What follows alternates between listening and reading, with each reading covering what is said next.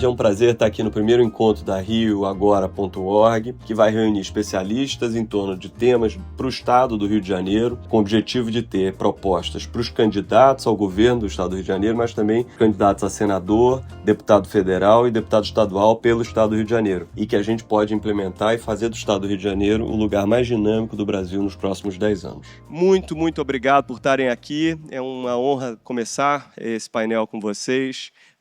Muito obrigado. Eloy, fala um pouquinho para a gente o que a gente vai ver ainda aqui do Rio Agora. Obrigado. Boa tarde, pessoal. Muito obrigado pela presença de vocês. Acho que o Guilherme fez uma introdução maravilhosa aí. E isso é só o início. Então, a gente está dando aqui os primeiros passos para construir um Rio de Janeiro muito melhor do que o que a gente tem hoje. Então, a gente tem que atuar hoje, tem que atuar agora para a gente ter um futuro. E para a gente ter um bom futuro, a gente precisa trazer as melhores pessoas para pensar esse futuro junto. Temos aqui esse Dream Team aqui da educação fluminense. O próximo encontro, por favor, coloquem na agenda, vai ser no dia 9 de março, para conversar sobre a saúde, né, que é um outro tema-chave para o desenvolvimento do Estado. E a nossa agenda completa vai estar colocada lá no site, já à medida que os encontros forem confirmados e a gente já tiver a agenda com os panelistas, vai estar tudo lá. Capturamos já o e-mail de vocês ali na nossa lista, vocês vão receber um e-mailzinho no final pedindo uma avaliação do evento e também para manter vocês informados dos próximos eventos, não é para ficar enchendo a sua caixa de e-mails, não. Mas então vamos pular os entretantos e vamos aí ao que interessa. Vou chamar aqui em ordem alfabética. Os nossos panelistas estão começando pela Ana Bacauser, por favor, do Instituto João e Maria. Salve de palmas. O senhor Antônio Lousão, também, da Secretaria de Educação do município, mas que tem uma longa carreira no Estado.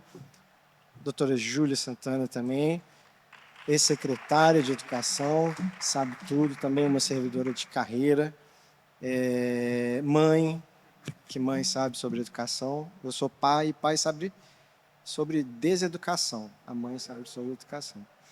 E nosso eterno Ricardo Henriques, Instituto Unibanco.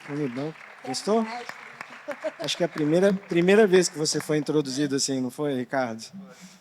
E... Que isso.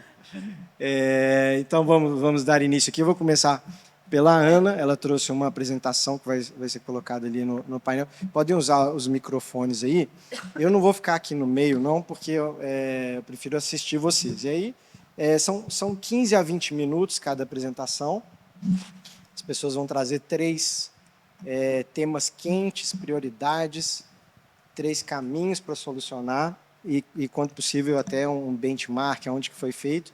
E, no final, a gente chama o público para participar, para conversar. E aqui a ideia, a gente até estava na dúvida se chamava painel, debate, porque, na verdade, é uma conversa aqui, é uma troca de conhecimentos, uma busca por entendimentos e caminhos aqui para um Rio muito melhor.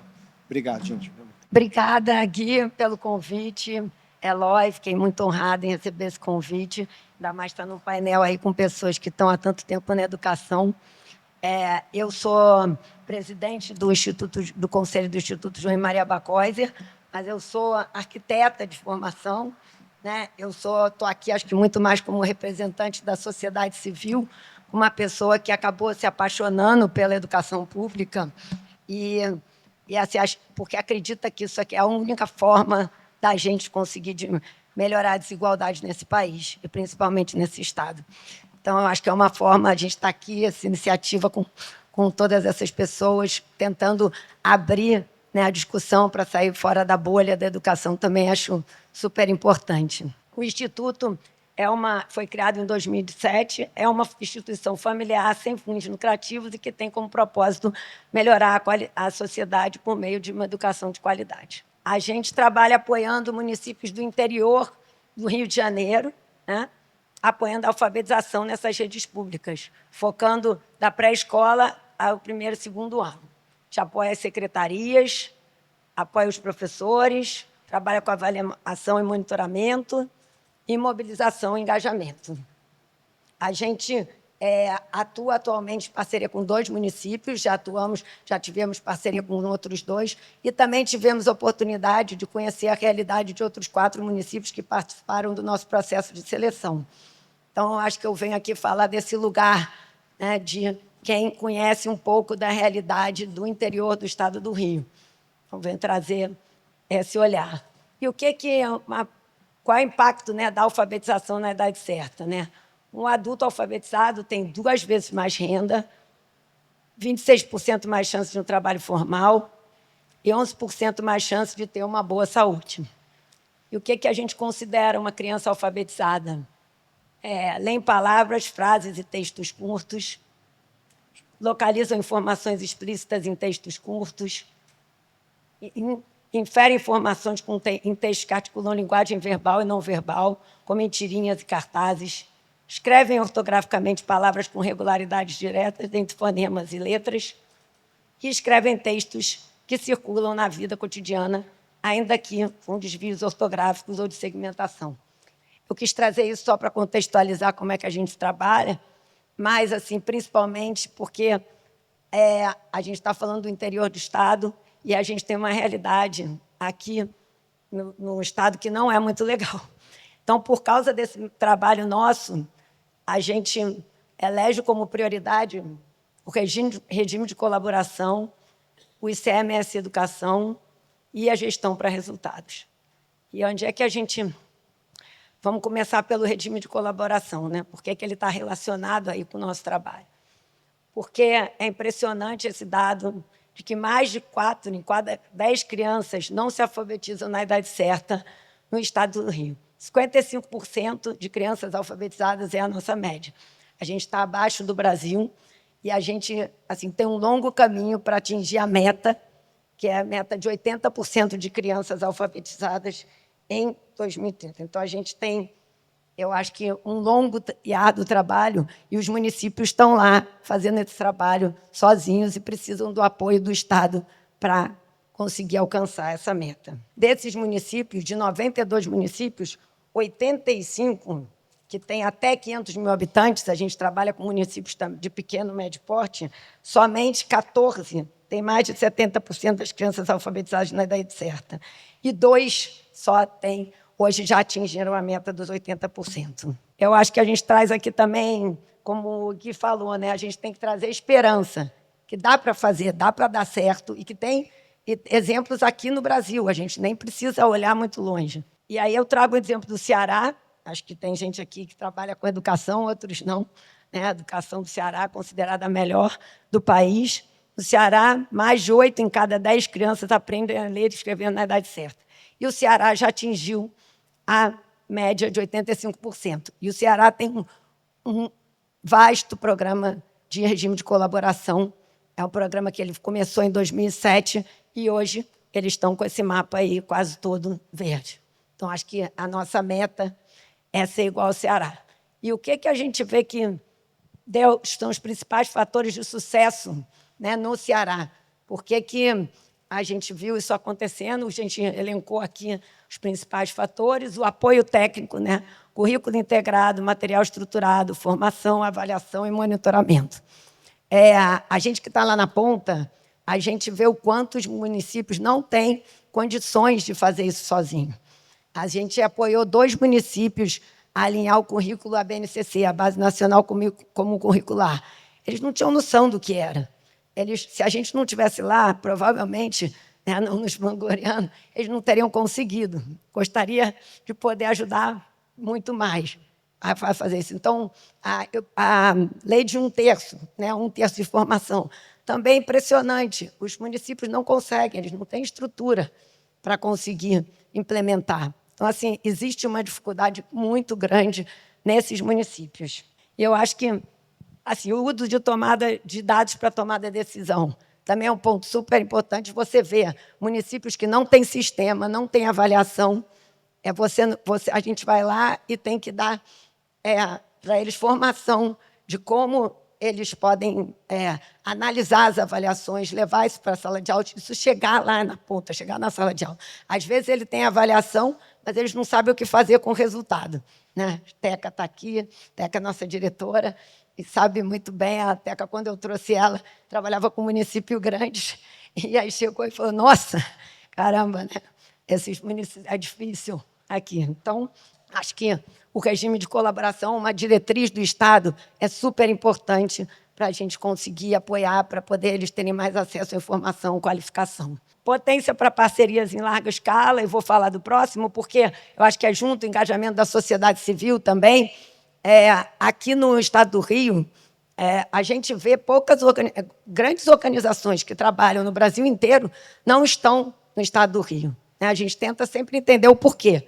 Tudo bem, tem questões políticas, mas acho que também falta essa questão de ter um direcionamento do Estado para que essas organizações entrem de uma forma mais ampla. Elas querem escala. A gente, no Instituto, não tem capacidade, né, de atuar nesse tamanho, nessa escala toda, né, atingir todos os municípios. E adoraríamos ter outros parceiros, inclusive trabalhando com alfabetização por aqui, para fazer isso crescer. Então, aí no Ceará, eles conseguiram isso. Eles trouxeram, né, grandes parcerias, além da sociedade civil, porque transformar a educação num ativo, né? É o orgulho do Ceará, a educação. E as políticas de incentivo, né? Premiações, valorização profissional, e o ICMS, que é o próximo ponto, que também acho que é essencial. Esse tem que ser urgente, Gui. Você pode colocar esse... Eu não sei se todos concordam, mas tem que ser agora. Porque o ICMS Educação... O Rio de Janeiro é o único estado que não instituiu o ICMS Educação. Único. Realmente, eu não sei como é que a gente deixa, a sociedade civil deixa isso acontecer. Isso é constitucional, por lei, e com base no histórico. Acho que o Antônio deve conhecer que o Ferreirinha está bem está batendo nessa pauta agora, né? Com base no histórico do recebimento do VAR, nos últimos 3 anos, no estado do Rio, estima-se que as perdas superaram os 100 milhões de reais. Então, são esses municípios dos quais eu estou falando, que são municípios pequenos, que estão lá, que precisam muito dessa verba, estão perdendo essa verba. Isso vai ajudar na qualificação dos profissionais, né? Vai ajudar, por exemplo, na contratação. A gente vê município de médio porte, que tem diretor de escola 20 horas, contratação 20 horas. Como é que você pode pensar em um diretor que fica meio período na escola? Não existe. Gente, assim, é um absurdo. A criança está lá, o jovem está lá, e o diretor só está num período, né?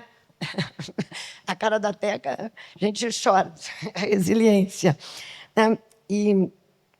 Então, acho que isso é também super importante, o ICMS Educação, a gente batalhar por isso. E, mais uma vez, eu trago o exemplo do Ceará, que é considerado um exemplo de implementação do ICMS Educação, né? E aí, porque qualificação técnica das equipes e das políticas públicas, né? Com esse valor, com essa verba, você consegue, né, mais formação. Tem município que é isso, ele não tem formação, não tem capacidade. A gente está lá dando formação, e a única que tem, não tem outra. Os critérios educacionais, né, que eles usam, né, para a distribuição são considerados resultados de aprendizagem, né, o que o aluno está na ponta, se ele está aprendendo, se ele não está aprendendo, e o nível socioeconômico, para ajudar a reduzir a desigualdade. Então, a gente está sempre olhando para quem está para trás. A gente, no Instituto, fala que a nossa ideia nunca é só você tem uma escola de excelência, 2 escolas de excelência. Não, a rede toda tem que crescer junto. Todo mundo tem que estar junto. O foco na alfabetização, estou puxando a sardinha para o nosso lado de novo, apesar de a gente estar falando do Estado, mas é porque é isso, o Estado tem um impacto muito grande, porque essas crianças que também não são alfabetizadas, elas vão depois cair lá na rede estadual, no ensino médio, né? Elas daqui a 8 anos estão lá, no ensino médio. Então, e sem base. Então, assim, começa daí, e o Estado tem que ajudar, tem que dar essa diretriz. A implementação do regime de colaboração, mais uma vez, que eu já falei aqui, a gente hoje tem uma política nacional, né? O Compromisso Nacional Criança Alfabetizada, é muito bem estruturada, mas o que a gente está vendo é que ela ainda não está conseguindo chegar na ponta, na forma certa. Eu acho que não existe esse diálogo, não existe um acompanhamento dos municípios, né, lá na ponta, para poder ver quais são os problemas, o que está realmente acontecendo, o que você está precisando, monitorar, vamos te ajudar, né? Vamos cobrar também, mas vamos ajudar, vamos apoiar. E eu acho que é muito importante se a gente tivesse realmente as regionais olhando lá para a ponta, frequentando, a gente vê, né? Pouquíssimas visitas, assim, até que nunca. Basicamente é isso. Então, acho que o Estado tem esse papel de estar apoiando esses municípios, né? Trago aqui o último, né, que eu acho que a gestão para resultados, porque ela perpassa tudo isso. Antônio e Júlia, sim, tem uma boa experiência nisso, que eu sei. E aí eu trago esse dado que o Rio de Janeiro é o penúltimo estado do IDEB no ensino médio. Penúltimo. Ele está na frente apenas do Rio Grande do Norte. Nós temos o segundo maior PIB do Brasil e estamos à frente apenas do Rio Grande do Norte. Eu não sei aqui, mas eu acho que isso é uma indignação. Acho que quem não é da educação está aqui. Todas as vezes que eu falo isso, né, fora da roda da educação, as pessoas ficam chocadas, perplexas. Elas, como assim? Eu não sabia que era assim. Pois é, mas é assim. Mas a gente já viveu um período, né, em 2009, de 2009 a 2013, a gente conseguiu reverter. Vocês dois vão, espero que falem um pouquinho de como foi isso, né? Porque eu queria falar aqui também de um exemplo mais do envolvimento da sociedade civil, né, com a gestão para resultados, né? O quanto a sociedade pode contribuir. E trouxe aqui, então, duas experiências, né, no Espírito Santo e no Mato Grosso, 2 movimentos que ajudaram esses estados também, apoiaram a gestão para resultado, apoiaram a gestão. A gente esteve recentemente no Mato Grosso, está indo semana que vem para o Espírito Santo. E o Espírito Santo hoje tem o segundo maior IDEB do ensino médio do Brasil. O Mato Grosso pulou do 19º para o 8º lugar no IDEB. E eles têm também os GENS, que são movimentos que focam muito na gestão, né? Eles dão apoio à gestão. E, assim, fatores de sucesso aqui da gestão para resultados, eu acho que é o beabá, é o básico bem feito, né? Gestão baseada em evidências, foco na aprendizagem do aluno, né? Que a gente tem que fazer chegar na ponta. Está tudo bonito, mas o aluno não está aprendendo? Não está adiantando. Vamos olhar os dados, vamos rever, vamos monitorar, vamos apoiar, vamos dar formação. Os planos de ação, com apoio diferenciado, rotinas. A gente vê muita dificuldade nesses municípios deles entenderem o que é uma gestão para resultado, o que é um plano de ação, o que é rotina, né? Como é que a gente acompanha desde ali a criança na sala de aula, os planos de aula, como é que isso acontece. Os professores ficam muitas vezes isolados, sozinhos, sem orientação, né? A profissionalização da gestão, é isso, a qualificação, que, como eu falei antes, o próprio CMS, a verba que vem para a qualificação é importantíssima. E o fortalecimento das regionais, né, que fazem esse acompanhamento, essa indução pedagógica através do regime de colaboração.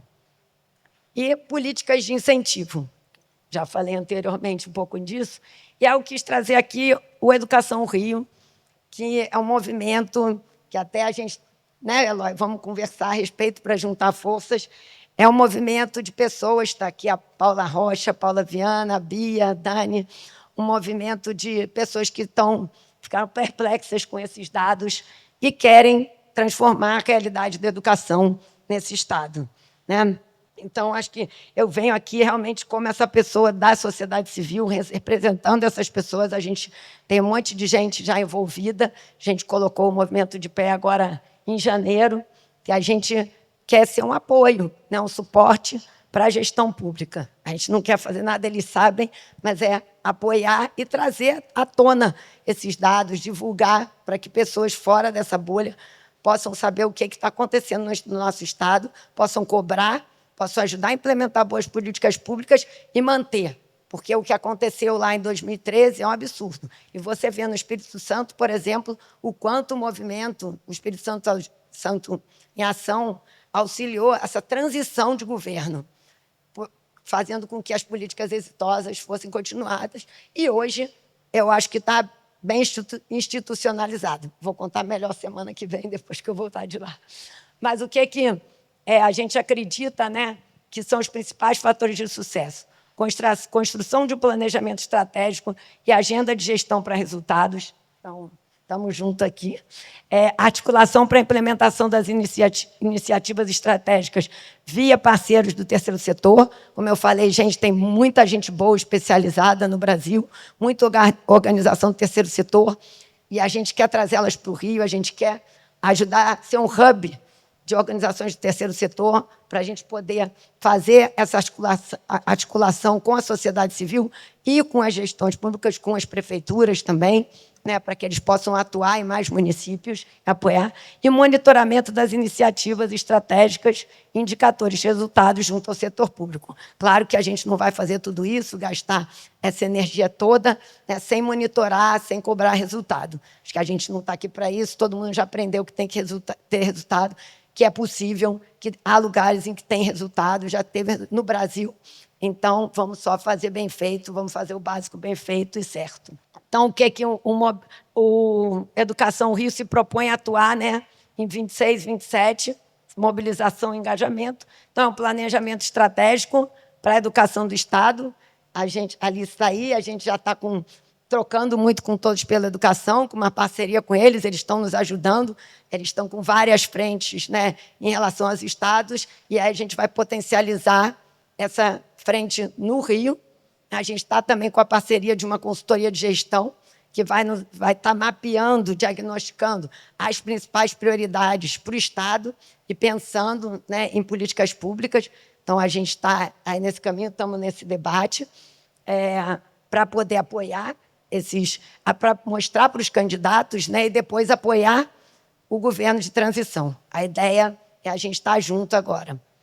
E, assim, também criar um case de sucesso em 1 ou 2 municípios relevantes do Estado. A gente já está conversando com 2 municípios para a gente ter uma parceria pelo Movimento Educação Rio, nessa frente de gestão para resultados, e ajudar a gestão, ajudar a arrumar casa, que foi, na visita ao Mato Grosso, a gente viu que foi o principal fator. Eles começaram assim, vamos arrumar a casa, né? Vamos arrumar a casa, seja no Estado, seja em alguns municípios, vamos apoiá-los, vamos oferecer uma consultoria de gestão, pensar nos próximos passos, o que é preciso acompanhar, monitorar, e aí, aos poucos, eles estão também evoluindo, estão entrando em outras áreas, qualificando mais isso. Então, acho que, assim, para mim, eu vim aqui, então, falei para ela, vou lá, não como uma especialista em educação, mas uma pessoa que realmente da sociedade civil, que resolveu conhecer um pouco mais disso, se apaixonou, né? Teca, assim, aprendi muito com a Teca, roubei ela para mim. E, assim, acho que me apaixonei por isso e vi que tem chance, sabe? Que não é um monstro, não é um bicho de 7 cabeças. Acho que a gente tem que acreditar que dá para fazer, pode dar certo, e que não precisa esperar também essa educação, são 10 anos, 15 anos, não, é possível fazer num tempo razoável, é possível numa gestão você começar a mudar, e a gente, como sociedade civil, tem que ajudar, e tem que ajudar a mudar, a fazer essa transição para que isso continue, né? Que isso seja sustentável, baseado em dados sempre. A gente não é o que é bonito, não, porque é bonito fazer isso, é legal fazer aquilo, dá mídia, não. A gente quer aquilo que comprovadamente é efetivo, dá resultado e que vai fazer um Rio melhor, né? Acho que é isso. Termino com o nosso mantra do Instituto: alfabetizar na idade certa, muda tudo. É a base, é ali que a gente começa, e o Estado, e não é só, é municipal, assim, é uma responsabilidade do município, mas o Estado tem que apoiar, isso tem que vir, tem que cascatear, tem que chegar lá embaixo. A gente tem que escutar, e a gente, como sociedade civil, né, terceiro setor, a gente pode ajudar a fazer essa ponte também, pode dar voz a essas pessoas, voz a esses municípios, e também qualificar a discussão, qualificar o debate. Então, obrigada. Deixa aqui. Prazer estar aqui, só nessa mesa qualificada, mas, né, num grupo aqui tão qualificado. Sempre fico um pouco constrangido, tá, dizendo para a Júlia, de estar com a impressão de estar sempre dizendo as mesmas coisas, né? Só que, na verdade, os problemas também não mudam, né? Se a gente tivesse começado essa apresentação se a gente tivesse feito essa reunião há 15 anos atrás, a gente estaria dizendo, hoje estamos em penúltimo. Era na frente do Piauí na época, agora mas enfim. Então, é claro que os problemas vão se refinando, né? Hoje você tem problemas que se apresentam de forma mais premente, né? A educação especial, por exemplo, é uma coisa que, né, vem mudando muito o olhar sobre isso, a exigência que se tem sobre isso para os gestores, só para citar um exemplo. É claro que as abordagens também vêm se refinando, mas a gente está basicamente diante dos mesmos problemas e com as soluções que basicamente são muito basilares, né, e que dão certo, comprovadamente. Então, o exercício de elencar, né, foi o briefing do Eloy, 3, né, prioridades. Claro que existe que deixe de lado muita coisa, né, de fato é um exercício, né, então eu tenho certeza, assim, eu concordo com você, o regime de colaboração, né, é uma prioridade, e isso hoje você tem muito lastro sobre como é fazer bem feito, isso hoje em dia é muito mais do que você tinha, né. Tem outras questões certamente muito importantes, como como é que você implanta aí né, a reformação do ensino médio, como é que você dá ênfase, desenvolve esse modelo de escola vocacional, né, no nível médio, é muito importante. Qual o modelo de tecnologia educacional que você vai botar para frente? Tenho certeza que todo mundo aqui tem opiniões muito bacanas sobre isso, mas focando aqui num trabalho de primeiros 60, 100 dias, né, porque como a gente viu também, está comprovado, você consegue resultados, né, vou assumir hoje aqui, no dia 1º de janeiro, né, eu tenho como até outubro, né, fazer um trabalho para levantar resultado, levantar aprendizagem, isso é possível e está demonstrado.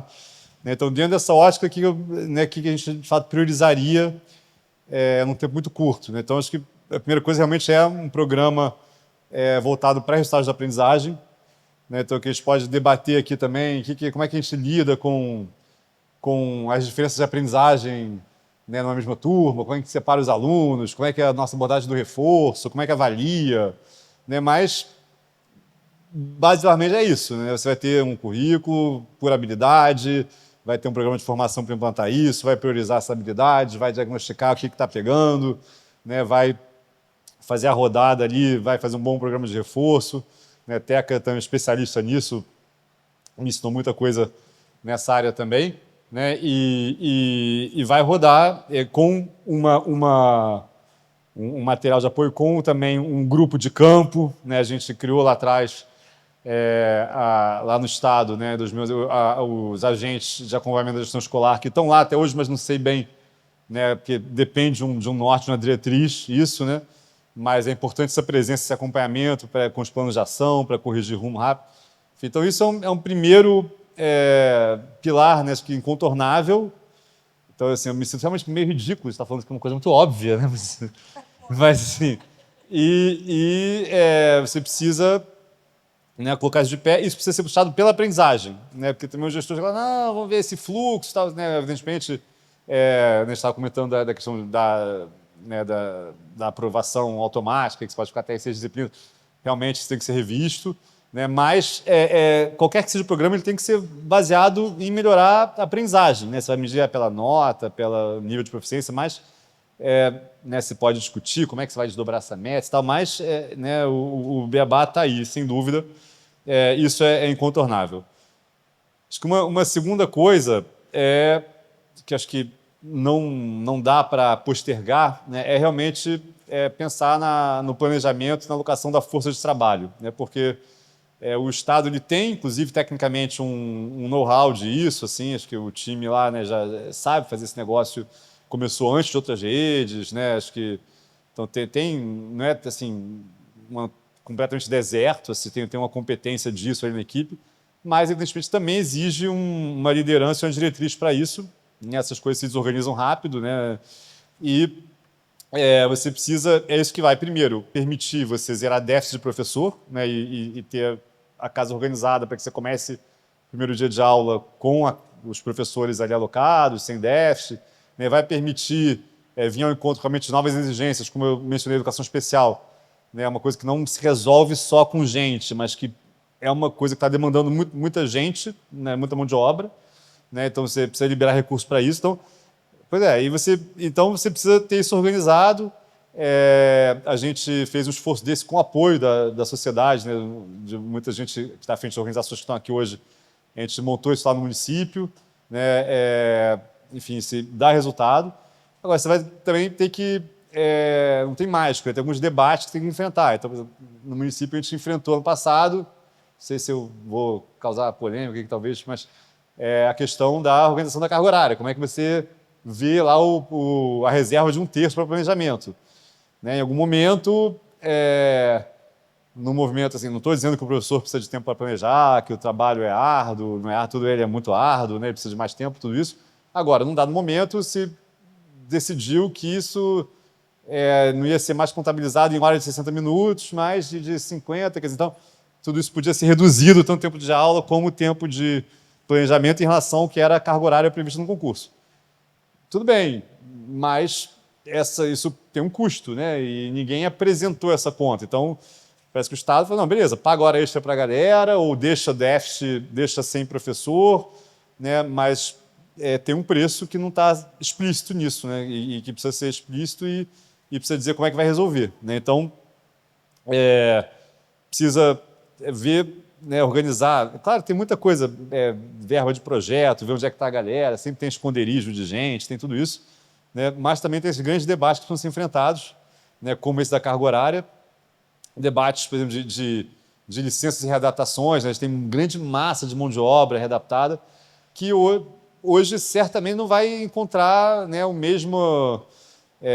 mesma alocação que tinha até há pouco tempo, porque essa coisa de você ganhar produtividade, de automação, de botar inteligência artificial para ganhar produtividade, isso não é mentira, isso é verdade, principalmente na área meio, né? A gente fala de onde o uso de IA está mais maduro, justamente para matar análise burra ou semi-burra na área meio, né? E fazer saving de mão de obra. Né? Muito mais do que qual é a IA que vai resolver o problema da aprendizagem ali no finalístico. Então, nós estamos fazendo um projeto lá, um primeiro projeto, né, que a gente está substituindo análise de pessoas, feita por pessoas, né, nas regionais, análise de notas fiscais de alimentação escolar, né, estamos substituindo por IA e automação e, com isso, realocando 80 pessoas. Né, e a gente tem lá milhares de readaptados, milhares que muitas vezes vão para esse tipo de tarefa, mas que você vai ter, né, que estão ali na folha, que certamente tem coisas para fazer, tem coisas para olhar nos programas de área meio, nos programas finalísticos, mas que isso tem que ser pensado e ver como é que vai botar essa turma para trabalhar em de que forma. Então, isso envolve algum desgaste político, inclusive, enfim, então, mas tem que atacar, porque é daí que vai vir espaço para investimento, né, e até, né, evidentemente, precisa fazer o trabalho, o dever de casa do custeio também, só que a folha, de fato, é o grande peso ali, né, de custo para a secretaria e para o ente como um todo, né? Então precisa ser atacado, precisa ser atacado rápido. E, por último, para fechar, né, acho que precisa também da questão do RH estratégico, precisa voltar com isso, né? Parece que é uma coisa, vem como um pouco como fluff isso, mas não é. Né? Mas por que isso estaria priorizado numa agenda de curto prazo? Porque sem isso, você pode fazer os programas de aprendizagem, a gestão, né, para resultados, você pode dar uma organizada, mas você bate muito rápido nas barreiras. Né? Você vai lá, bate na barreira do diretor, né, na barreira da liderança regional. Né? Então, se você não tem os incentivos adequados, uma política de consequência adequada, né, pessoal bem selecionado, bem formado, sendo acompanhado e avaliado, o risco de você gastar energia, né, dessa turma gastar energia com a coisa errada, desperdiçar recurso, né, embarrear ali aquilo que você propõe como diretriz é muito grande. Então, você bate num teto muito rápido. Né? Então, entendo que as coisas evoluíram nesse sentido. Né? Na época, assim, você tinha uma influência nefasta muito forte, né, política na ponta, como é que em designar diretor, em designar regional. Então, a gente entendeu que ali precisava de processo seletivo, era prova, entrevista, trocamos 2/3 dos diretores dessa forma. Né? Eu entendo que hoje, assim, sabe, o mainstream é um pouco diferente disso, né? Acho que a questão da consulta à comunidade é algo muito bem consolidado, mas você tem que ter uma pré-qualificação disso, uma pré-seleção, né, muito bem feita, e um acompanhamento de forma que você possa não só desenvolver esse gestor e, eventualmente, tirar quando ele não funciona, né? Quando não tem jeito. Então, isso, com os mecanismos de seleção adequados, tem muito exemplo disso bem sucedido, não só como já teve no Estado, como aqui no município, como em outras redes por aí, Pernambuco, enfim, Goiás, tem muita coisa interessante para ver. De incentivos também, nós criamos aqui para os gestores uma gratificação mensal por processo focado nos indicadores que a gente entende que impactam diretamente ali o resultado. Então, com uma remuneração mensal que faz uma diferença grande na remuneração total desse gestor. Pernambuco teve um programa muito bem sucedido com isso, Goiânia fez isso, nós fizemos aqui inspirados neles também, tem dado muito certo. Enfim, certificação de gestores e olhar para o professor também, que a gente entende que é talvez algo mais trabalhoso, que o pessoal tem mais medo de enfrentar, essa questão da avaliação docente, da observação de aula, do portfólio docente, seja no estágio probatório, como agora a turma do profissão docente, da Península está olhando mais de perto, mas seja também ao longo de toda a carreira desse profissional. Então, essa política de RH estratégico, de desempenho, de desenvolvimento e desempenho, seleção, desenvolvimento, desempenho, incentivo, para o professor e para as lideranças é algo que acho que tem que lançar na largada, porque senão o conjunto da política vai esbarrar num teto muito rapidamente. Então, acho que seriam essas assim, as 3 prioridades que eu olharia, essas que na largada, logo na chegada, para ter resultado rápido, do ponto de vista de ter o professor lá, que é a primeira qualidade do professor, ele existe, ele está lá no primeiro dia de aula, abrir espaço para investimento com isso também, fazer um programa de aprendizagem que dê certo e ter as lideranças preparadas para levar isso adiante. Essas seriam as prioridades.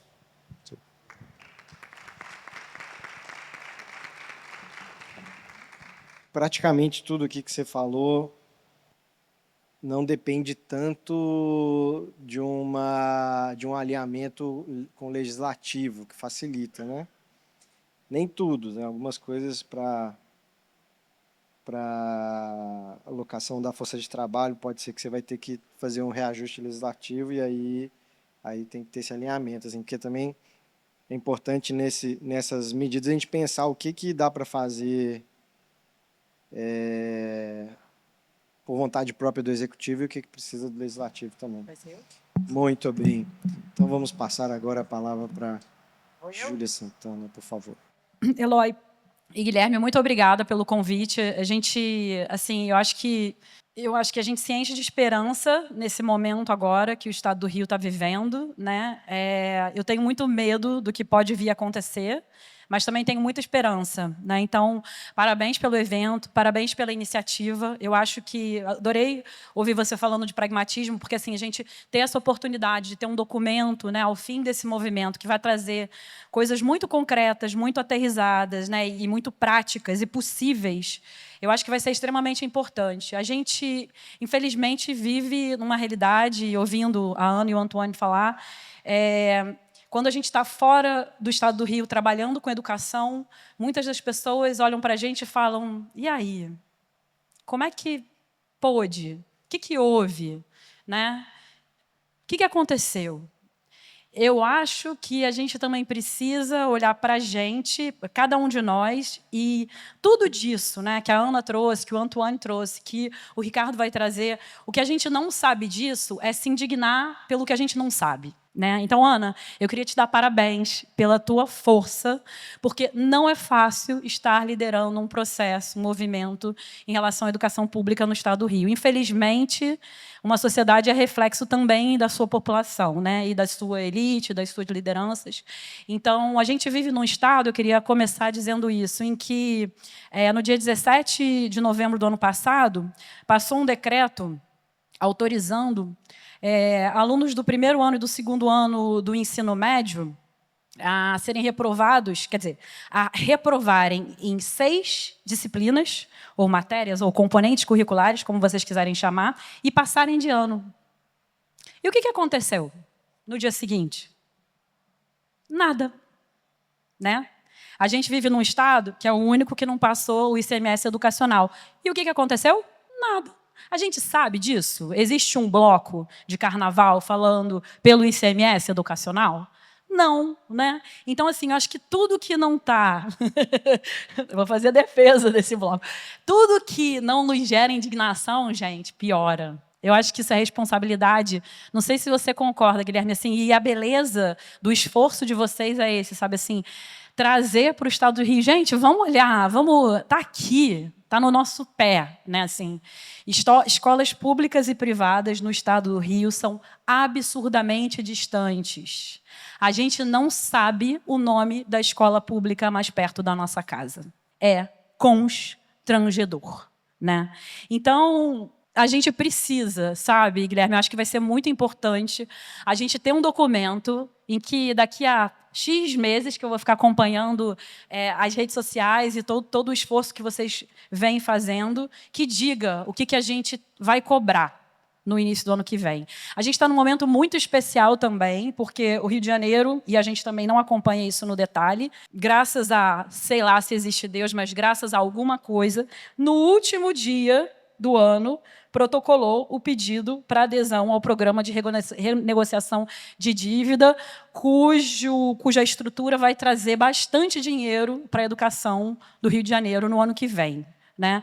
No ano que vem, o orçamento do Rio aumenta em 10%, né, acho que 1,5 bilhão, mais ou menos, para o orçamento da educação do Estado do Rio, em que o secretário de Educação vai precisar gastar, e, se não for acompanhado pela gente, ele vai gastar mal.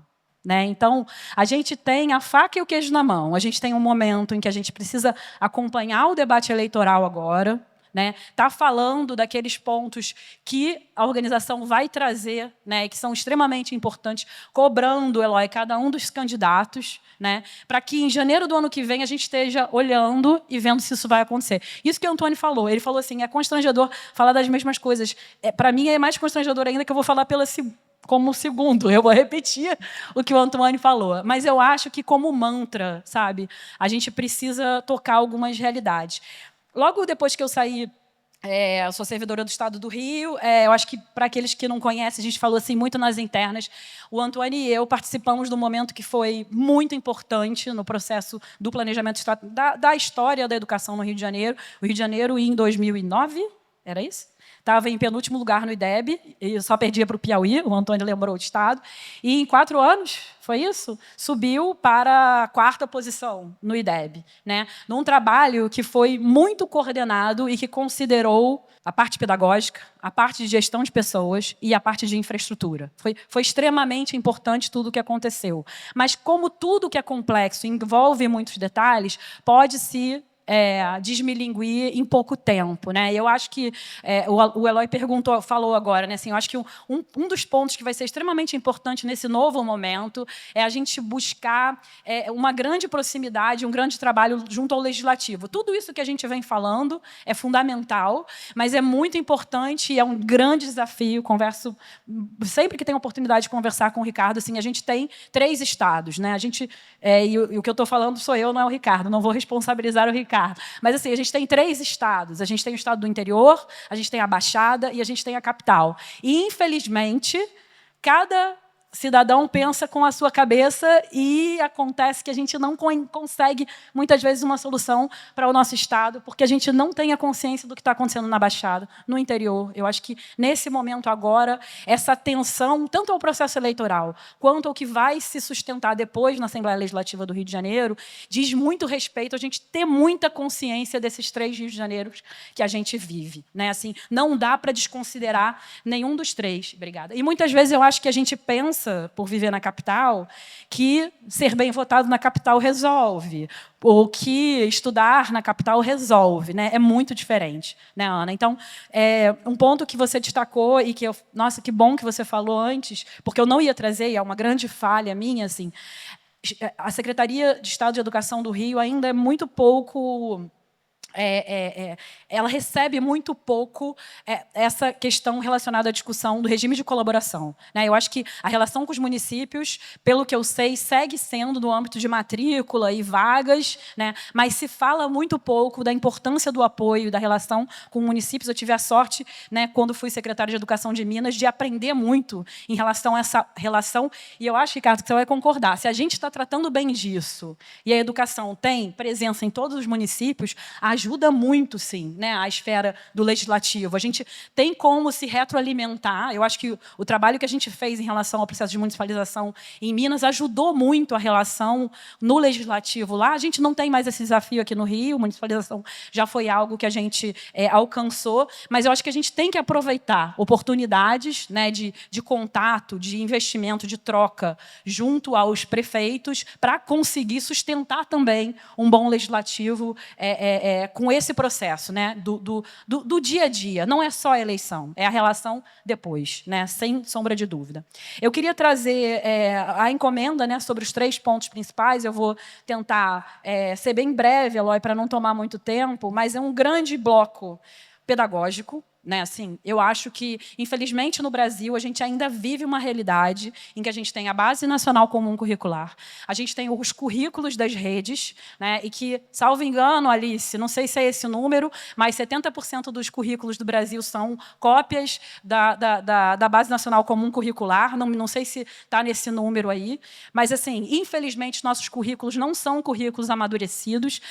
Os professores não têm apoio. A gente tem que falar de professor. Professor não tem apoio, não sabe o que vai ensinar, porque secretários de educação e secretarias de educação não tiveram a coragem, Guilherme, de conseguir distribuir os conteúdos que estão lá descritos em relação à quantidade de tempo de cada um dos componentes curriculares. Então, assim, se eu tenho um super conteúdo que eu tenho que dar ao longo do primeiro ano e tenho só um tempo de aula, o que eu, professor, faço? Sou eu que vou resolver? Não. Quem que tem que resolver? O secretário de Educação, com sua equipe, precisam montar um currículo responsável, né, e um trabalho de plano de curso. Né? Assim, é muito importante que cada um dos professores da rede tenha um plano de curso, considerando o mínimo, né, fundamental para que seja ensinado ao longo do tempo, né, e que aquilo seja distribuído em meses, semanas não, porque é muito difícil, mas meses ou bimestres, e que, a partir daquilo ali, a gente consiga fazer outra coisa que a gente, infelizmente, por conta do tempo aqui, de tanta coisa que tem que mudar, a gente ainda não falou. Formação de professores. A gente tem experiências maravilhosas no Brasil que usam a tecnologia para trabalhar formação em pares. Não existe ninguém que saiba mais ensinar algo a um professor do que outro professor. Né? E a gente já tem tecnologia para isso. Né? O período da pandemia foi um momento muito importante de amadurecimento da educação nesse sentido, e convido vocês a conhecer a experiência do Paraná. Né? O Paraná estruturou um programa de formação de professores em que, sabe, é composto dessa interação de professores da rede com professores da rede, galgado num plano de curso. Não adianta se formar em Vygotsky mais, em Paulo Freire, em, né, questões vocais. As formações de professor são redundantes. Né? É fundamental que se fale de Vygotsky e de Paulo Freire, mas se precisa falar de formação em serviço. Era um nome que a gente usava lá atrás, não muito bonito, mas é fundamental. E existe tecnologia para isso. Né? A gente lá no CIEB tem tido a oportunidade de sistematizar essas experiências. Né? Mas, mais uma vez, gente, assim, não haverá solução se a gente não trabalhar uma boa arquitetura basilar em que falar de formação de professor sem plano de curso, sustentado em cima de um currículo que é condizente com a quantidade de horas que um professor tem de contato com os estudantes, é algo que, infelizmente, poucas redes tiveram responsabilidade de fazer. Então, se eu dissesse mais um ponto que é fundamental, é esse, né? A gente conseguir garantir a qualidade do currículo, ter um currículo que seja condizente, possível para os professores, respeitoso aos professores. Né? Essa formação de professores em pares. Um professor sofre demais de receber aula de uma pessoa que nunca pisou em sala de aula. É muito constrangedor, e isso acontece toda hora, né? É muito difícil. E que esse programa de formação de professores hajam estímulos também. Então, assim, se houver um processo de conclusão, de créditos específicos, né, que se receba bolsas de viagem, bolsas de pesquisa, que se estimule esses professores, né, a partir de uma premiação que seja condizente com esse planejamento todo que está sendo feito. Né? Obviamente, gente, para ontem, a queda desse decreto. Né? Por que ele saiu no dia 17/11 e a portaria que regula ele saiu no dia 19/11? Alguém tem uma pista? Esse ano é ano de quê? É ano de IDEB, né? É um ano de IDEB. A gente vai ver como está o fluxo do Estado do Rio de Janeiro daqui a pouco, quando sair o IDEB. Não esqueçam, decreto 4994. 994. É constrangedor, gente. É no nosso estado. Pelo amor de Deus, sabe? Assim, não dá para entender, certo? E a gente assistiu, né? Trago uma outra parte, e aí adorei, Ana, o que você trouxe sobre arrumar a casa. Assim, acho que o que a gente precisa é arrumar a casa, né? Não, desculpa, a Antoine falou isso também, vocês dois, né? Assim, esse esforço de arrumação de casa, chegar, fazer uma faxina, consertar a infiltração, é só isso, né? E tem uma parte grande de recursos humanos, né? A gente também tive essa alegria de estar num estado que já tem um processo mais maduro de seleção de diretores. É um processo de certificação associado a um processo consultivo com a comunidade, né? A gente sabe que não funciona só eleição, a gente sabe que um processo de certificação ou uma prova é uma coisa que muitas vezes é muito distante da realidade, a gente já viu isso no estado do Rio e foi sensível, não foi à toa, eu acho que a gente teve problemas legislativos também naquele período, né? Em Minas Gerais tem essa realidade que você faz um processo de certificação, essa certificação tem que ser muito bem montada, né? E você faz um processo de consultivo, de consulta à comunidade logo depois. Esse diretor mostra que ele sabe, que ele entende o que é um calendário letivo, que ele sabe o que é uma prestação de contas, que ele entende o que é progressão parcial, o que é recuperação paralela, o que é código de habilidade, base nacional comum, uma série de coisas que ele precisa saber, né? Mas ele também tem o reconhecimento da comunidade dele, né? Então, eu acho que está na hora da gente conseguir fazer um bem bolado disso. Regionais tiveram um processo muito bonito, né? A gente conseguiu fazer um processo seletivo em regionais. As regionais são os braços, realmente, da secretaria. A gente tem, acredito que a gente ainda tenha 14 regionais no estado do Rio, a 15ª com o prisional, né? Mas a gente deixou de ter essa validação a partir de um processo seletivo. Se o secretário pensa no que ele deseja no centro do Rio de Janeiro, não vai acontecer em Macaé, sabe? Não vai acontecer em qualquer lugar, né? Em qualquer município, se a gente não tem, no meio desse caminho, né, servidores que estão muito coordenados, que são braços e que estão muito coordenados e que podem questionar e que podem melhorar esse processo nas nossas regionais, né? Além disso, a Secretaria de Educação, infelizmente, teve, e aí eu comentei, acho que não sei se foi com a Ana, a minha fala aqui é uma fala muito de operação, né, de quem tem muito orgulho de estar nessa máquina, né? A Secretaria de Educação teve muitas mudanças internas nela e não foi, olha como eu sou burocrata, gente, não houve a publicação de um novo regimento interno que distribua efetivamente as funções dentro da secretaria. Então, as pessoas, Guilherme, por melhor servidores que elas sejam, é muito difícil, porque elas não sabem onde começa o seu trabalho e onde termina o trabalho dela e começa o do outro. Então, a gente precisa conseguir garantir, né, que a estrutura da secretaria, as funções, serão revistas e que a gente vai conseguir montar. Imagina, gente, uma indústria que produz coisas muito complexas. Se cada máquina fizesse o que quisesse, o que ia acontecer, Mário? Né? É assim que a gente está, não foi à toa que a gente chegou. E não é publicando uma progressão parcial em 6 disciplinas que a gente vai resolver. Se os servidores públicos não sabem o que eles fazem, o que eles têm que fazer, o que eles têm que deixar de fazer. Então, Guilherme, Eloy, por favor, precisamos publicar o regimento interno, né? O Antônio falou, e já estou seguindo aqui para o último terço, tá? O Antônio falou dos AGEs. Como é que é o nome deles? Agentes de apoio à gestão escolar, deve ser, né? A gente tem no Rio de Janeiro um braço de pessoas que são muito bem formadas e conhecem muito desse processo de gestão para resultados da aprendizagem.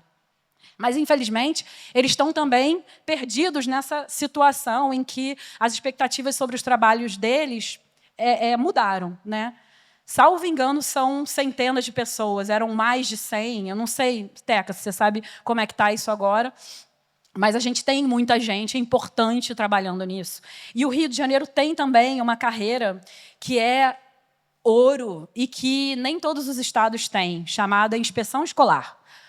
a gente usa muito mal, a gente conta muito mal com os inspetores. Os inspetores estão trabalhando avidamente para as questões relacionadas à escola particular. Autorização de curso, certificação, uma série de coisas da burocracia do sistema educacional fluminense, que é muito importante, mas eles também fazem visitas em escolas estaduais e os procedimentos, protocolos, infelizmente, poderiam estar muito mais bem construídos. Eu estou falando, então, falei desse grupão aqui de coisas de recursos humanos.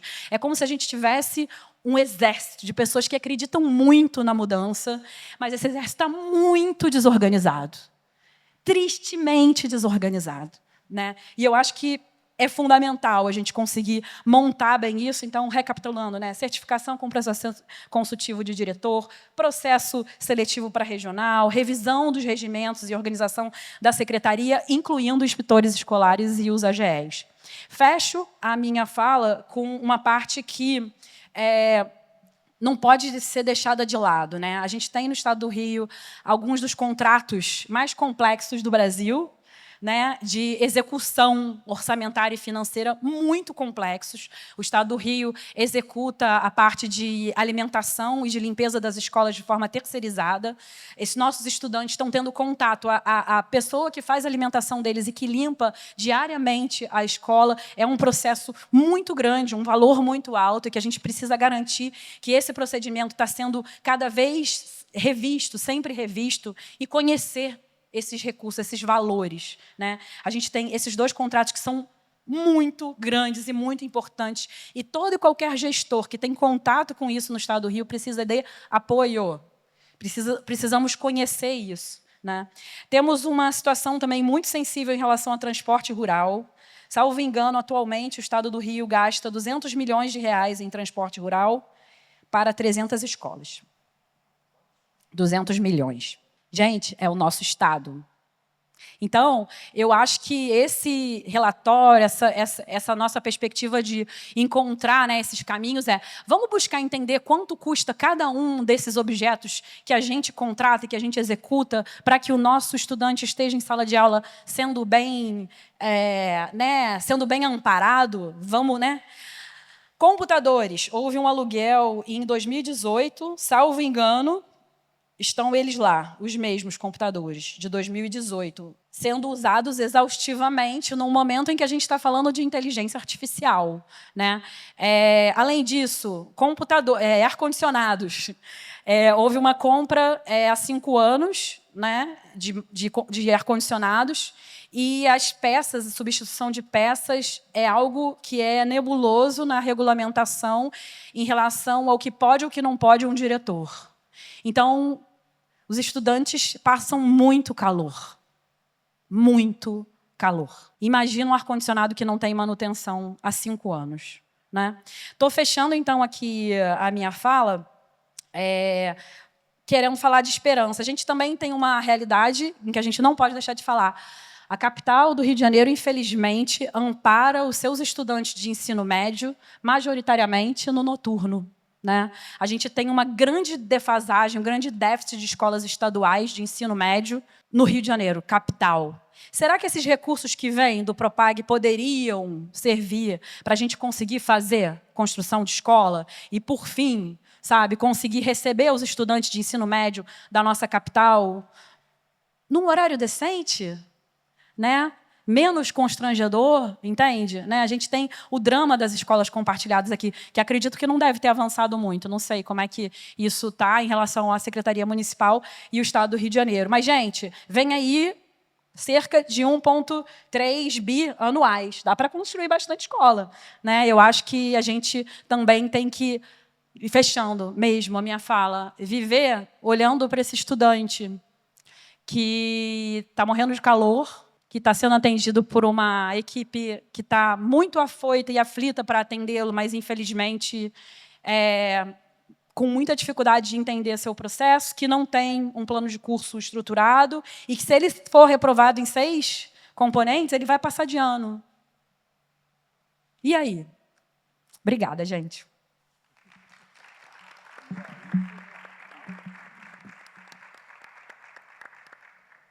Maravilhosa a sua fala, viu, Júlia?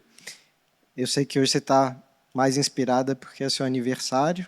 Parabéns! Então, podia contar?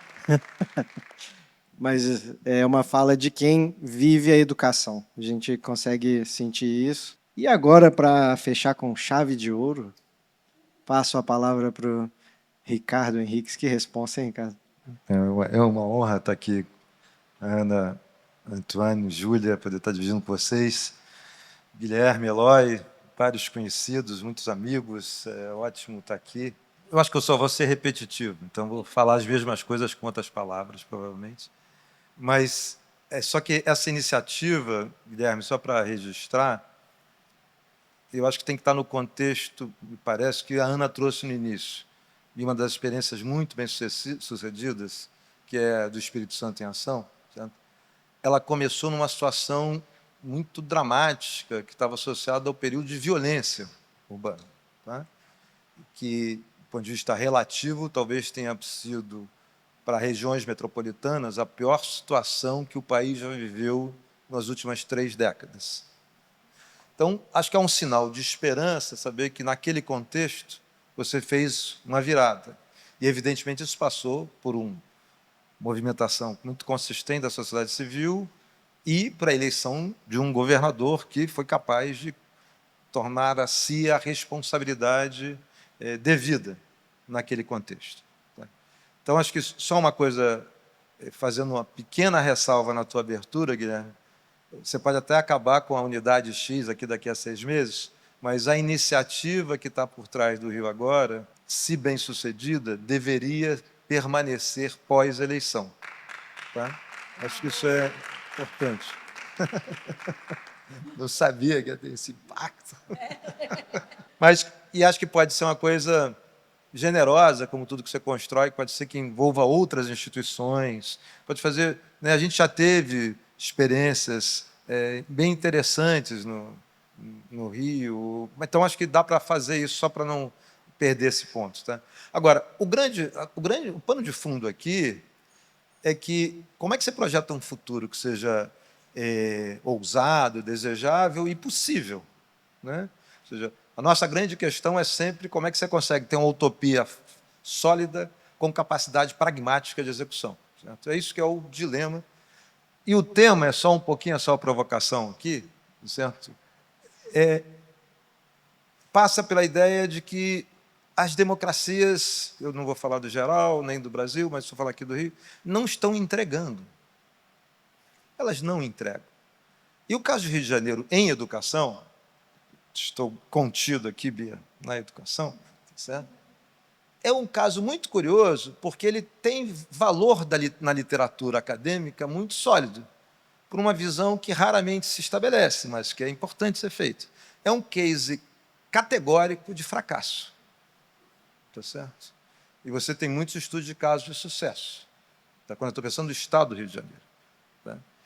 Só como o Antônio lembrou que em 2007 ou 2009, que o Piauí que estava atrás, Piauí, quando a gente olha o IDEB é simplesmente um indicadorzinho simples, sintético, que está pensando fluxo e aprendizagem. É um jeitinho lá ponderado, mas, basicamente, ele tem a hipótese de que você poderia melhorar continuamente, incorporando mais estudantes, que, por definição, ao serem incorporados, eles são mais vulneráveis em alguma dimensão do que os estudantes anteriores, portanto, aumentar o fluxo, e aumentar a aprendizagem desses que entram. Certo? Esse espírito que está por trás das continhas que estão lá no IDEB. O caso do Piauí é muito interessante, porque é o estado, do ponto de vista dos 27 estados, o mais resiliente do ponto de vista, ao longo do ciclo que a gente tem de mensuração, que são de 2 décadas, de aumentar constantemente a inclusão e a aprendizagem. Caso muito interessante, ao ponto de ser aquele que está desfazendo dos maiores e mais consistentes saltos no período recente. Então, não é só resiliente, com avanços na margem razoáveis, mas ele nunca tem retrocesso. Se você olhar quase todos os estados, alguns estados que estão na liderança do país hoje tiveram, durante mais de uma década, performances completamente erráticas. Subir a inclusão, cair a aprendizagem, subir a aprendizagem, cair a inclusão, e assim por diante. Piauí, se vocês olharem na série, ensino médio, estou falando, se olharem na sériezinha assim, bem comportado, vai subindo, em alguma hora começa a dar saltos. E hoje disputa do ponto de vista do que é uma variável fundamental, que é o IN, que é a aprendizagem, como todos trouxeram, disputa parte da liderança, com condições relativas muito adversas, certo? Equivalente aos outros dois estados que a gente não deve perder de referência, que também são estados nordestinos, que é Pernambuco e Ceará. Certo? Esses estados são estados que, eu quero fazer essa ponte, porque eles dão conta daquilo que é minha leitura do fracasso do Rio de Janeiro, que é a capacidade radical de desperdiçar vantagens comparativas. E o legal dessa história, quando a gente olha o país, é que é uma quantidade enorme, enorme é exagero, perdão, alguns estados do Brasil, em situações muito adversas do ponto de vista das vantagens comparativas, conseguem dar saltos que relativamente são gigantescos. Certo? Obviamente, quando a gente for falar de ambição, utopia e democracia, quando estou falando aqui, o que a gente tem como referência é muito mais ou menos. Tá certo? C5 no IDEB do ensino médio é nada. Tá certo? E é a ambição que a gente está projetando, provavelmente, no ciclo de 25 agora. Então, a gente precisa ter noção. O IDEB ser de valor 5. Né? A média da OCDE em 2000 era 6. Então, só para a gente não perder, para métricas equivalentes. Tá certo? Então, mesmo aquilo que a gente tem como efeito farol é muito baixo, o que aumenta a, sei lá, não sei os adjetivos, tristeza, depressão, infelicidade, gana, por outro lado, tá certo? De quando você olha para a situação como do Rio de Janeiro, tá certo? Que não consegue. Alguns outros estados ricos do Brasil também tracionam, não conseguem, ter tração, patinam. Tá? Inclusive o estado mais rico do país, que é São Paulo. Só que o estado mais rico do país não consegue transformar suas vantagens comparativas naquilo que seria a sua posição relativa, que evidentemente deveria estar puxando a educação brasileira como um todo, mas fica patinando ali no sexto, entre o sexto e o 10º lugar. Tá certo? É absolutamente ridículo. Ridículo São Paulo, enquanto Estado, está nessa posição. Tá certo? No entanto, novamente, os adjetivos faltam. Quando a gente olha para o segundo PIB, como a Ana trouxe do país, e está no ensino médio, na penúltima posição, a única coisa que talvez alguns que ainda estão devem olhar se ainda pode piorar, né? Porque ainda tem mais uma posição para cair, porque é disso que a gente está falando. Tá? Então, desculpa que eu estou pensando isso, porque é o seguinte, a democracia vai passar pelo Rio de Janeiro, por várias razões que não cabem neste momento. Tá certo? Mas o que eu queria só trazer é o seguinte, é que a possibilidade de uma projeção de 1 década, 2 décadas, repensar-se o Pacto Democrático do Brasil, que vai passar pelo campo dos valores, mas vai passar pela sua capacidade de entrega, tá? Necessariamente tem que ser atravessada por uma educação de qualidade. Então, é muito curioso que o momento de fracasso do Rio de Janeiro meio que gera um efeito pivô de dizer o seguinte, talvez, e todos os outros temas que vocês vão tratar são muito relevantes no Rio agora, mas talvez a plataforma de alavancar o projeto democrático, que vai disputar uma visão de país para daqui a 20 anos, passe pela educação do Rio de Janeiro. É isso que eu queria meio que deixar. Isso é para além do debate político-eleitoral.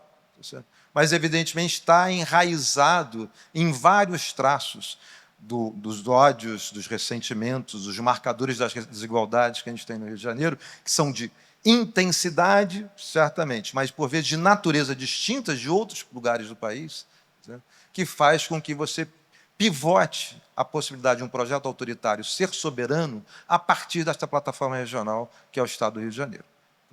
Então, o autoritarismo ele se nutre de dezenas de variáveis, novamente não me cabe falar sobre isso neste momento, mas é curioso que essa trajetória da última década, 12 anos do Rio de Janeiro, meio que quase com um vaticínio expressa que a educação está no coração desse processo. E acho que ela pode ser pivô de transformação. Então, uma série, além da série de obviedades que eu vou dizer aqui, a sequência vai ser esse constrangimento da mesa, tudo que a gente vai sugerir é tudo que deveria ser feito por óbvio.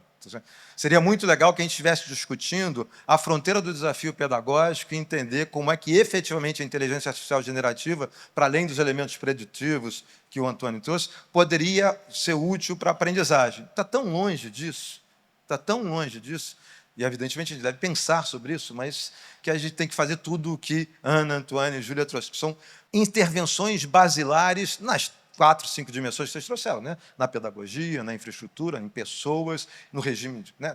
na orquestração política institucional.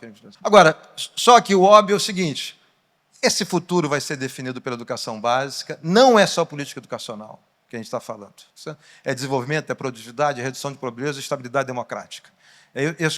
Eu sei que a parte pragmática do documento vai pensar pouco nisso, mas talvez a parte utópica do documento não deva perder esse gancho. E a questão, sabe, é o seguinte, a formação de uma geração leva pelo menos uma década. Tá certo? A gente está falando de uma coorte inteira, a gente está falando de quase 2 décadas, se você pensar essa coisa incrível que o Brasil tem, isso não tem nada a ver com o Rio de Janeiro, né? Que tem 14 anos de escolaridade obrigatória, é absolutamente incrível, certo? Universal, é a política universal mais potente que existe na realidade brasileira, a partir da realidade brasileira, mas que você pode estar projetando, por isso que eu estou falando de 2 décadas, o pós-formação básica, certo? Onde a gente vai falar aqui um pouquinho, onde a questão técnico-profissional ou a questão universitária tem que ser fundamental para 100% dos jovens. Pô. 100% dos jovens tem que estar ou num ou no outro trilho. Certo? E a gente está muito longe de estar nisso, no Brasil como um todo, e aqui é Rio. Agora, o Rio, aí, como todo mundo já disse, o Rio saiu do ensino médio, do trilho, ele descarrilhou. Baixa aprendizagem implica isso, desculpem a obviedade, mas só que eu achei que era importante marcar, menor renda, menor mobilidade, maior frustração social.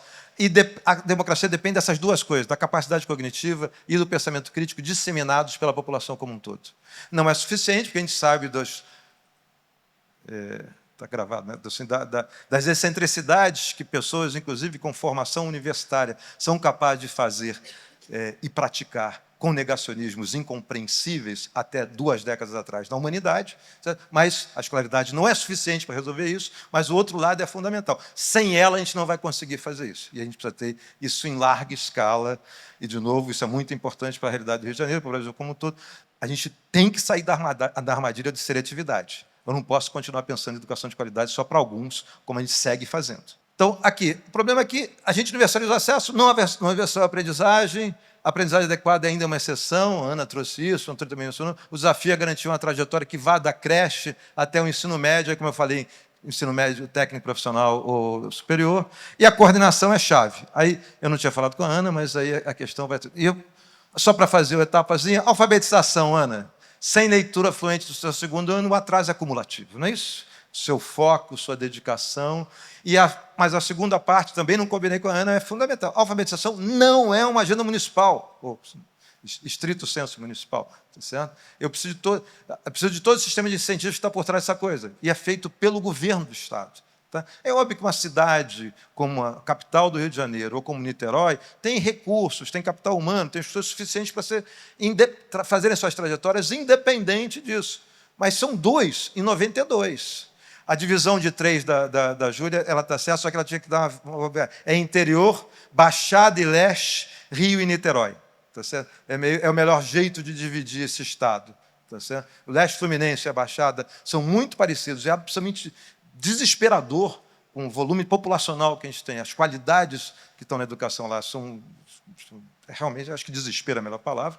O interior é totalmente abandonado e, portanto, você não tem nenhuma capacidade de fazer essa agenda, que é uma trajetória, volta, é do ensino infantil, mas depois pega a alfabetização, vai até o ensino médio, se o Estado não estiver comprometido com esses 90 municípios do Rio de Janeiro. Alguns são bons, estou só dando carregada na tinta. Agora, o fundamental, para o ensino médio, quer dizer, para o Estado, ele não pode esquecer do fundamental. Porque senão os efeitos cortes de defasagem e seriedade são gigantescos e você consegue resolver coisas no ensino médio, mas você não tem que aumentar a probabilidade de que aquelas pessoas cheguem com qualidade mais alta. Você precisa de muita estratégia, o elo decisivo é o ensino fundamental. Agora, a gente tem reprovação, evasão, baixa aprendizagem, que começam lá, e essa solução é sistêmica. Então, ponto aqui, que não necessariamente, mas é só porque eu acho que o regime de colaboração, felizmente, tem um marco regulatório mais atualizado com o Sistema Nacional, que foi aprovado no ano passado, e que ele vai ter que ser, então, primeiro ponto lá do Legislativo, é sentar e, como é que regulariza o raio do Sistema Nacional de Educação? Tá? Se as pessoas continuarem achando, como eu continuo ouvindo, que o Sistema Nacional de Educação é equivalente ao SUS, a gente vai largar no desastre. Tá certo? É só porque, como é sistema, pessoas acham que SUS, SUAS e SNE são da mesma natureza. Tem chongas de pitibiribas. É que você falou de carnaval, eu me lembrei. Tá certo? Uma coisa a ver com a outra. É outro problema. Só que regime de colaboração é muito pouco. O sistema aponta caminhos interessantes. O Rio de Janeiro tem que parar para pensar isso. Tá certo? Como é que eu vou fazer essa ideia da responsabilidade compartilhada? O exemplo que a Ana trouxe sobre ICMS e educação, que o Estado do Ceará foi o precursor, ele já está, e a gente ridiculamente sequer aderiu, assim, é porque o caso de fracasso passa pelo exótico do ridículo. Tá certo? Mas esse exotismo do ridículo é o que está por trás do fundamento autoritário do projeto brasileiro também. Tá certo? Então, acho que eles estão absolutamente interligados. Não é gratuito que a gente não tenha aderido ao ICMS, porque também não é gratuito que a plataforma do projeto autoritário brasileiro passe pelo Rio de Janeiro. Essas duas coisas estão absolutamente correlacionadas. Eu não fiz nenhuma regressão para isso, confesso, mas consigo dizer que tem correlação nesse processo. Tá certo? Então, é o seguinte, como é que eu vou fazer essa agenda? Aí aqui, vou pular rápido, mas tem passos a passos que esse negócio tem que ter acertado, porque não é só sentar com o município.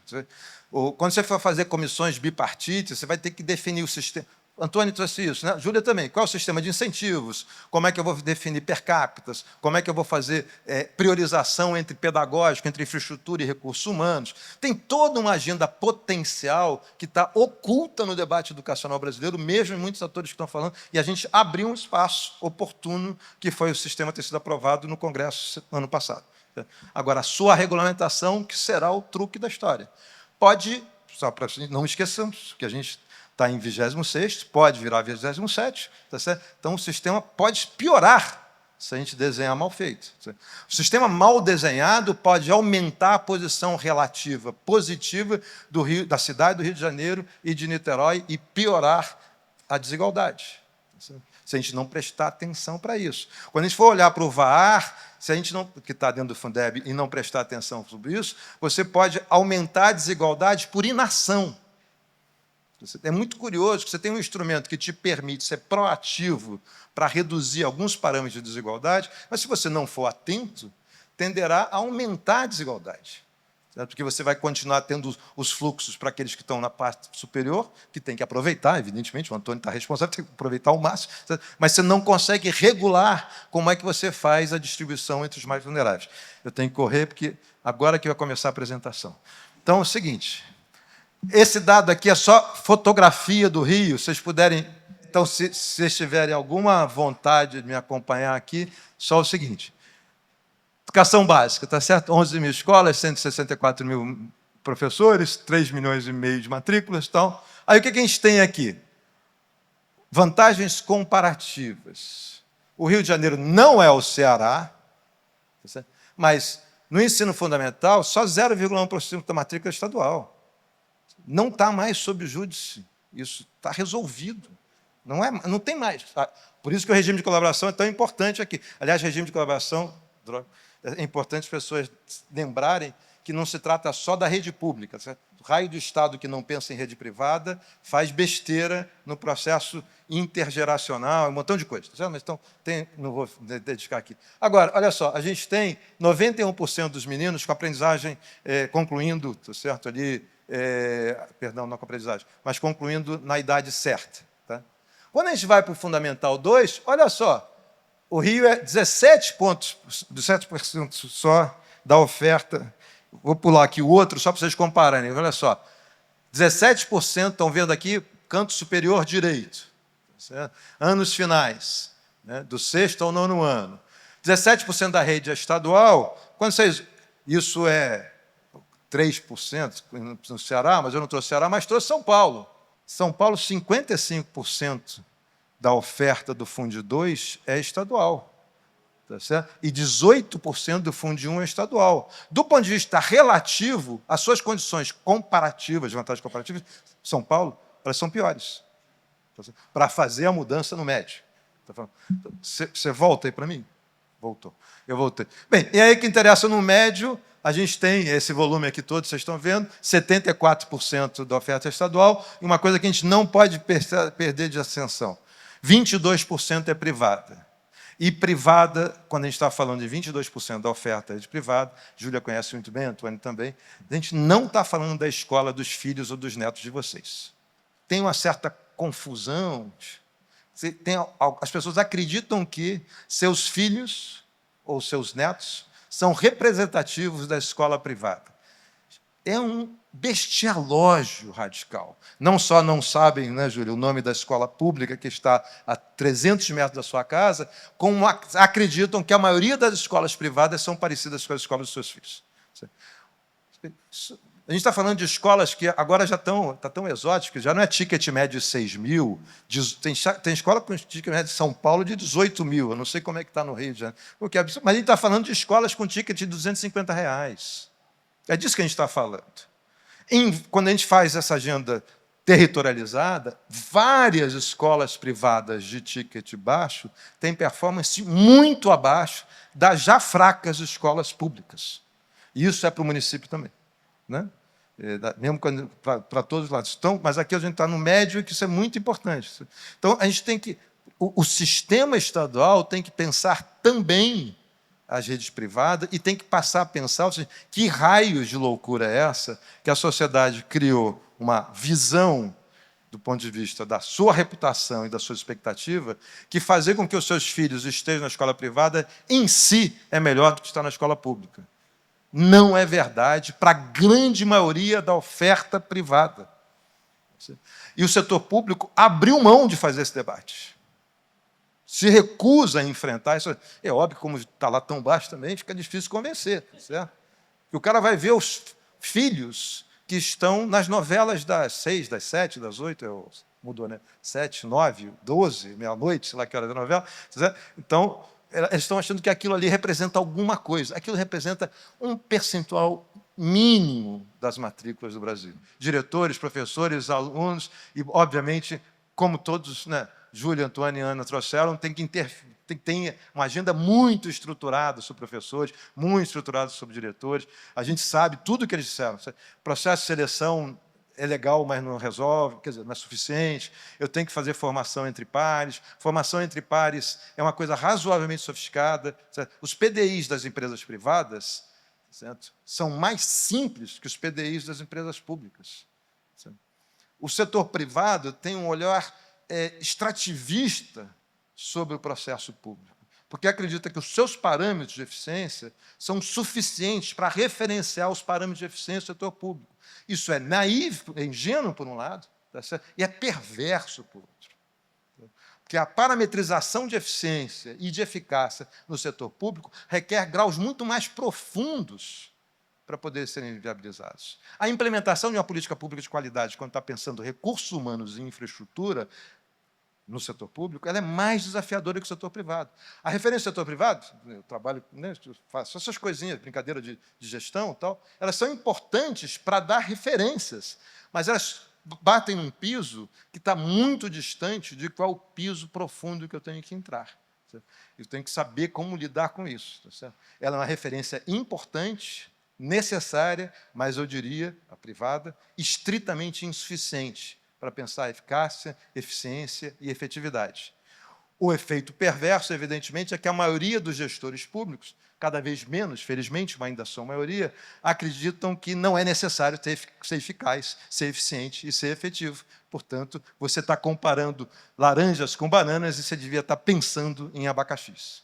É basicamente esse o traço mais desafiador da gestão pública. Falta referências, vários acham que não serve para nada, e o que tem que ser feito, que passa por uma radical ciência da implementação, do ponto de vista dos seus detalhes, das suas minúcias, da bricolagem disso mesmo, da sua capacidade de ser fino, a gente, talvez, pela correria, abra mão. Isso aqui é dado de infraestrutura. Olha, 60% das escolas de ensino médio tem laboratório de informática, 50% tem laboratório de ciências, 87% tem quadro de esporte. Não é o caos do Rio de Janeiro. O Rio de Janeiro não é, eu não vou citar, estado A, estado B, estado C, do Norte e do Nordeste. Não é. Está longe de ser, do ponto de vista dessas condições. Agora, o que ele é? E aqui eu só estou comparando com o Sudeste para não criar esse ciclo constrangedor para a referência do Rio de Janeiro. Tá? Jovens de 15 a 17 matriculados no ensino médio. O Rio de Janeiro tinha 68,8, tá certo? Estava ali próximo do Espírito Santo, há 10 anos atrás. Quer dizer, o dado que a gente tem é 24. O que aconteceu? O Espírito Santo pulou para 81 e o Rio de Janeiro só pulou para 70, para 80. Ele está abaixo da média do Sudeste, abaixo da média do Brasil, tá certo? E, na sua trajetória, fez um esforço pífio, tá? Tal qual São Paulo, mesmo que ele já estivesse lá na frente. Tá? Alunos de ensino médio com 2 ou mais anos de atraso na sua trajetória. Destruição, anuidade, seriedade, etc. Veja só, Rio de Janeiro estava com 32, pilotava a liderança do caos, tá certo? Seguiu coerente. Só que pilota com mais distância frente à média do que tinha antes. Está certo? Ou seja, trajetória consistente, coerente e veloz em direção ao precipício. Podia ser só consistente e coerente e ter baixa velocidade. Está aumentando a velocidade.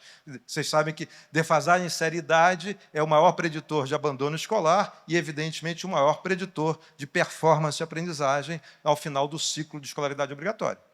Então, não adianta você querer começar a botar menino de 13 estudando com menino de 10, menino de 14 estudando com menino de 9. O que vai rolar? Vai, a não ser por uma perversão, vai embora, tá certo? Ou desiste tudo. Taxa de aprovação e reprovação.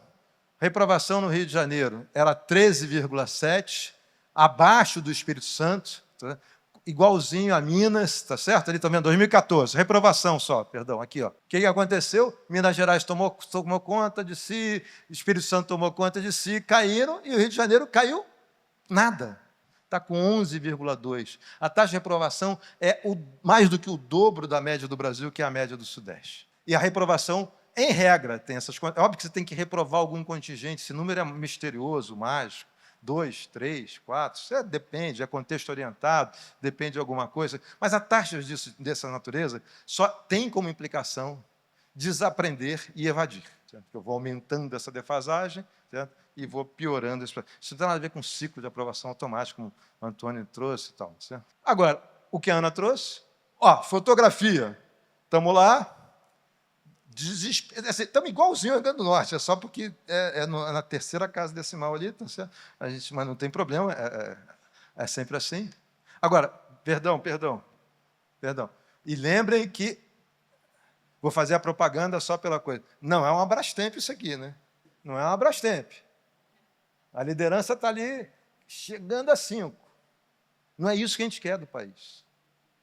Não é isso que a gente quer. Não pode querer isso. Tá? Mas aí, isso, de novo, para o projeto de um plano de governo, aumenta essa necessidade de gerar oxigênio para a realidade do Rio de Janeiro, que está longe daquilo que não é a Consul, a Brastemp, sei lá o que é. Agora, vejam o comportamento errático, curiosamente, porque a foto a Ana tinha trazido. Agora o filme. Esse marcadorzinho aí é o Rio de Janeiro, tá? Subiu, pai, caminhando para sua glória aqui. E pode ser que não chegue na sua glória, que é o 27º lugar, porque a gente não sabe direito o que a Júlia trouxe. Porque no ciclo de 21 já tinha jogado o IP lá para cima.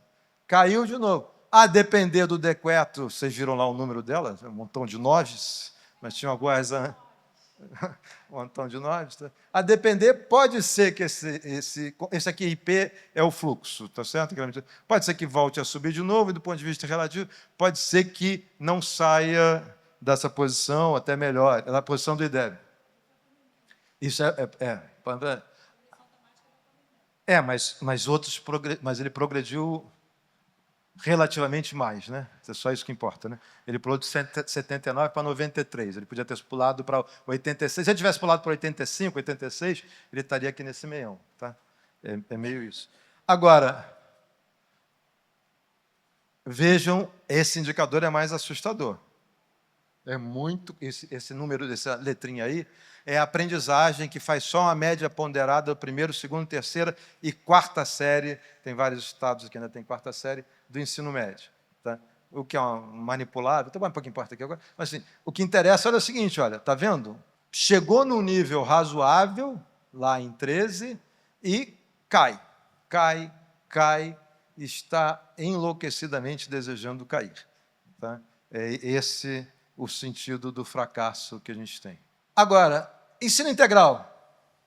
Rio de Janeiro, em 2014, tinha 18,6% da sua oferta em ensino integral, um pouco acima da média do Brasil e muito acima da média do Sudeste. A média do Brasil ela era bem puxada pelo Pernambuco e alguns outros estados. Olha o que acontece em 24, obviamente melhorou, né? Estou só no ensino médio, mas percebam que a intensidade da melhoria de todos os outros que saíram muito atrás é muito maior. Tá? Ou seja, há uma escolha, isso não é um acaso, de não expandir o ensino integral no Rio de Janeiro. Curiosamente, essa palavra gera uma perversão de segunda ordem. Tá certo? O que a gente chama de ensino integral é escola. Em qualquer lugar do mundo, escola é o que a gente chama de ensino integral, certo? Que tem 7 horas, né? 8. Essa coisa e a gente já foi uma revolução ter conseguido naquela reforma lá passar para 5 horas obrigatórias, né? E muita gente contra. A gente conseguiu botar 5 horas. Mas é só porque a gente não trabalhar isso aqui como só uma conquista desejável. É muito mais do que desejável. Convergir para ter uma escola com 7 horas dia, ou mais, a depender da qual fez composição, é simplesmente ter uma escola decente. E a gente abriu mão disso como Estado. Tá? Matrículas de EPT, de Educação Profissional e Técnica. Tá? O que a gente está ali, na média do Brasil, tá? Melhor que São Paulo. São Paulo tem escala aqui, às vezes, gera problema mesmo. Tá?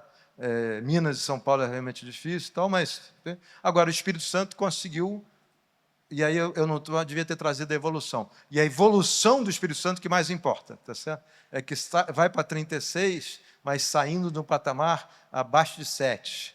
Tá? Que é bem grande. Seguindo aqui, gasto por aluno. Olha só, 12 mil reais por aluno. 24, 14 mil reais por aluno. Mas vejam só a variação. Onde é que está o investimento aqui? O Espírito Santo cresceu 93% no seu investimento. Minas Gerais, 64%. Estado quebrado. São Paulo, 58%. A gente olha para uma década e vê o seguinte: o Estado abriu mão de investir em educação. Certo? Era só essa informação que eu queria trazer. Certo? Em todos os recortes que a gente olhar. E, obviamente, eu não tentei ser seletivo aqui. Os 3 pontos que viraram 6, mas são 5, na verdade, porque o primeiro é só diagnóstico. Tá? A combinação do pior dos mundos, baixa aprendizagem, alta reprovação, cura de evasão e débil muito aquém das vantagens comparativas. Essa é só a tese. Tá? Agora, um eixo importante, em linha com o que foi dito antes, Sistema Nacional de Educação, regulação e desenho do sistema de incentivos. Tá? O baixo e débil das redes municipais, naquele eixo lá, Baixada e Leste Fluminense. Tá certo? Isso é um baita desafio para esse Estado. Ou olha para isso, tá? Não é só Conceição de Macacu, que também tem que olhar. Mas a gente está falando dessa enorme faixa com contingentes populacionais como São Gonçalo, como Nova Iguaçu, como Caxias, tá certo? Com esse grau absurdo de baixíssima alfabetização. Tá? Então, eu tenho que botar o foco no aumento da aprendizagem e redução da institucionalidade. Acho que a gente precisa ter uma agenda de recomposição, repetindo o que Antônio e Júlia disseram com muita propriedade, com cheio de detalhes, só botei ali parênteses, currículo priorizado, mas é o que vocês estavam falando. Mas eu daria só um fôlegozinho que a gente devia caminhar mais para essas coisas que a gente tem falado pouco, como letramento digital, STEM, tá certo? Ciências, tecnologia, matemáticas, artes e engenharia. Tá? O mundo sabe que não existe engenharia sem arte. O Brasil acha que arte é coisa exótica, tá certo? Coisa de criativos.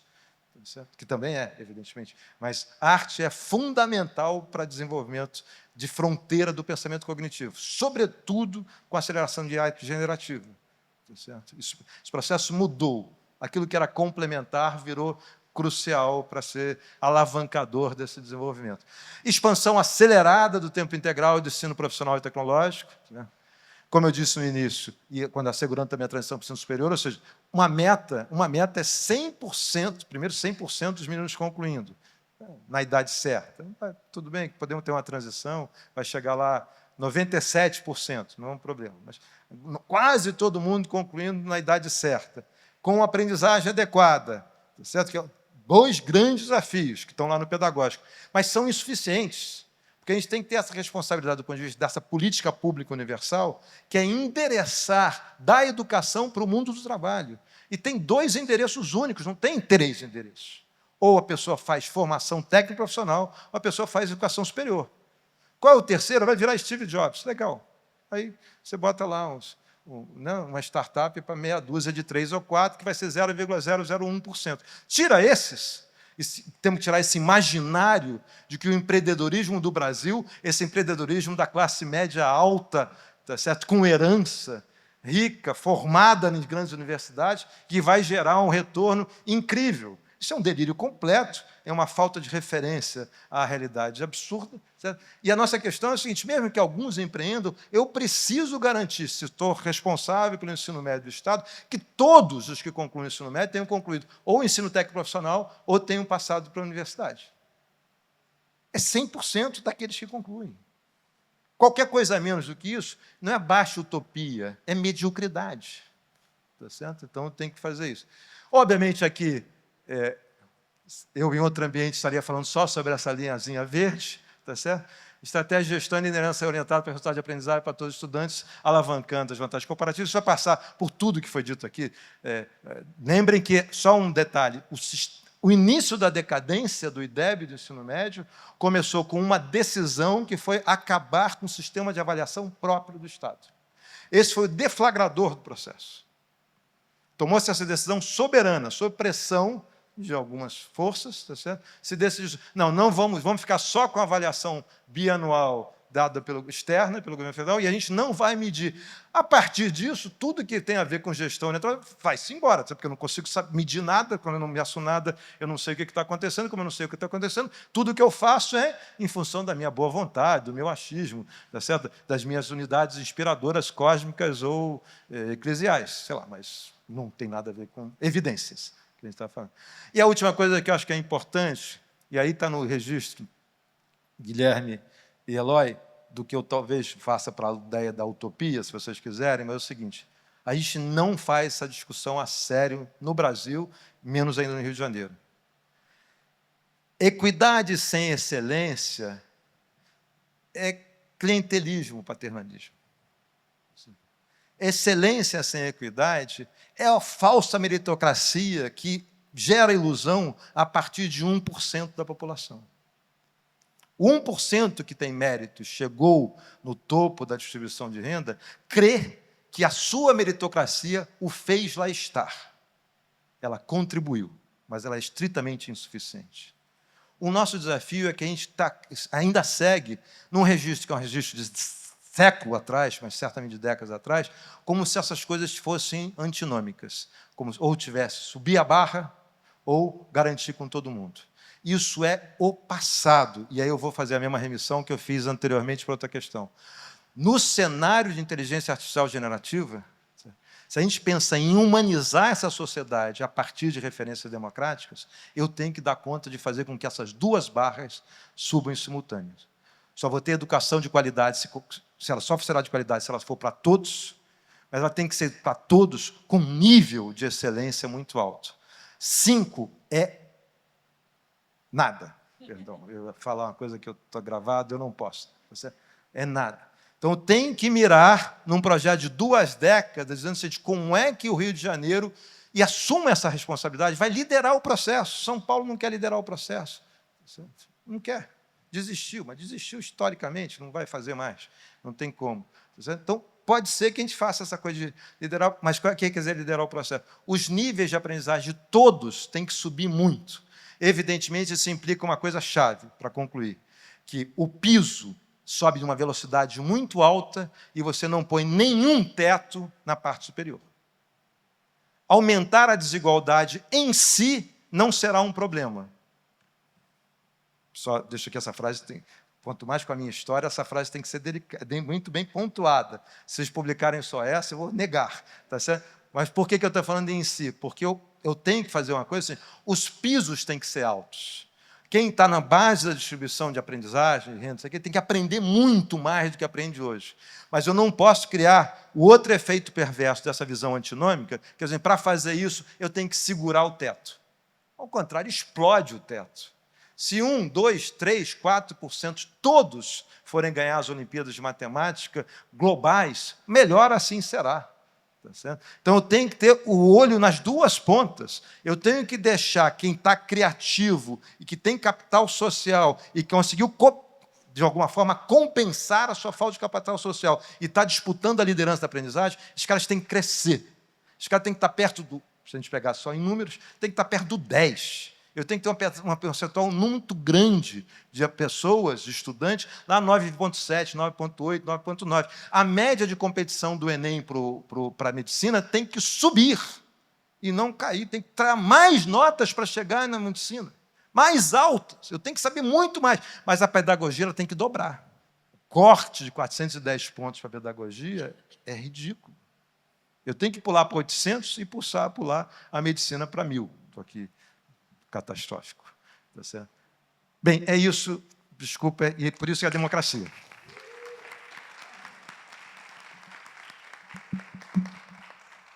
Obrigado, Eloy. Meu nome é Luciano Cerqueiro, sou coordenador de projetos da Mais Progresso, uma das instituições que foi criada e é coordenada pelo Guilherme César Coelho. O primeiro comentário, é um comentário rápido. Eu acho que eu estava presente nesse salto do IDEB em 2013, porque eu era coordenador de um projeto de parceria da prefeitura com uma ONG chamada CIEDES, o Bairro Educador, que era uma ideia muito legal de você usar o bairro para educar a criança, né? E a gente levava educação extracurricular para as escolas e tirava os garotos e garotas das escolas, o que é muito importante, para fazer parte da cidade do Rio de Janeiro, para aprender ali no OI, para aprender no MAN, né? Isso é muito legal. E eu ficava de olho como gerente de pesquisa e comunicação. Eu ficava de olho no SAEB e via qual era a maior deficiência daquela escola. Então, se a maior deficiência era em matemática, eu tentava fazer com mais atividades extracurriculares que trabalhassem em matemática, fossem oferecidas àquela escola. E o segundo ponto é uma pergunta que nenhum de vocês tocou. Tinha uma outra pergunta que o Ricardo Henrique tocou aqui agora, que era a educação integral. Acho que vocês não tocaram, não sei o que vocês acham desse ponto. Se quiserem comentar a educação integral. E a federalização do ensino médio, o que vocês acham? O governo do Rio deve pensar em conversar com o governo federal sobre esse ponto? Vamos responder? Assim, sobre o tempo integral, eu sou super a favor, mas eu acho que a gente tem que viver essa realidade antes de jovens com menos de 18 anos no noturno, sabe? Assim, a grande restrição do tempo integral é expansão de espaço de sala de aula para a carga horária que vai precisar ser cumprida, né? No Rio, acho que a gente tem que lidar com isso ainda, né? Não é à toa que a situação do ensino médio na capital, da rede estadual na capital, é terrível, né? Então, eu acho que sim, mas considerando isso, né? Acho que é extremamente importante. Federalização eu acho bem complicado. Eu acho que é muito importante a gente conseguir melhorar. Assim, é muito difícil administrar de Brasília, infiltração de telhado, greve, currículo, etc. Né? A gente tem os exemplos das escolas federais, mas são pouquíssimas. E vou te dizer, assim, o Pedro II viveu uma situação bastante complexa no período da pandemia. Foi uma das escolas que eu acho que mais demorou para reabrir, justamente por causa dessa estrutura, da distância administrativa com Brasília, por exemplo. Né? Então, duas frases sobre o tempo integral, apesar de ter feito a defesa em conteste, a gente tem a realidade de Pernambuco, que a gente vai ter que pensar a transição. Pernambuco, que foi o primeiro estado a conseguir fazer educação em tempo integral, aumentar as matrículas, passou a ter queda da demanda, porque vai ter uma parcela da população, dado que a gente construiu essa cultura curiosa do tempo parcial, você tem uma cultura instalada que uma parte dos alunos não vão conseguir fazer esse processo. Você vai ter que achar alguma combinação. É o desafio fundamental que a Júlia trouxe, o ensino noturno, mas mesmo depois de resolver esse, não será 100% em regra. Certo? Porque eu vou ter que... Isso pode demorar, lá sei eu, só a empiria vai dizer, um período de 1 década, 2 décadas, porque tem cultura associada por trás. Tá certo? Tal qual lá atrás as pessoas só queriam botar as crianças na escola para poder se alimentar. Tá certo? Também tem mudança de cultura. Tá?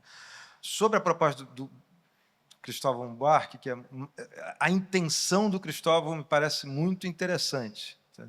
Que é gerar uma referência nacional sobre um piso de qualidade. Tá? O que eu acho muito importante. Mas não acredito que federalizar seja o caminho para fazer isso. Tá? Só para ser justo com o Cristóvão. Exatamente sobre o tema integral, gostaria de fazer um paralelo com a realidade do município. Você não tem os números do Estado sobre o desempenho das escolas em tempo integral versus tempo parcial. Então, eu sei que a esfera municipal não é a mesma coisa, porque a gente está falando do ensino fundamental, mas a gente teve uma experiência interessante.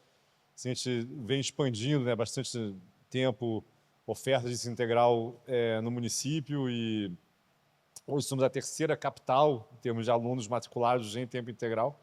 Não obstante, assim, quando há uns anos atrás a gente mediu, né, percebeu que o aluno em tempo integral estava aprendendo menos do que na maior parte das escolas em tempo parcial, como se mais tempo na escola fosse um desserviço, né? É melhor ficar menos tempo para aprender mais, quer dizer, uma solução de educação, tira ele da escola que ele vai melhorar.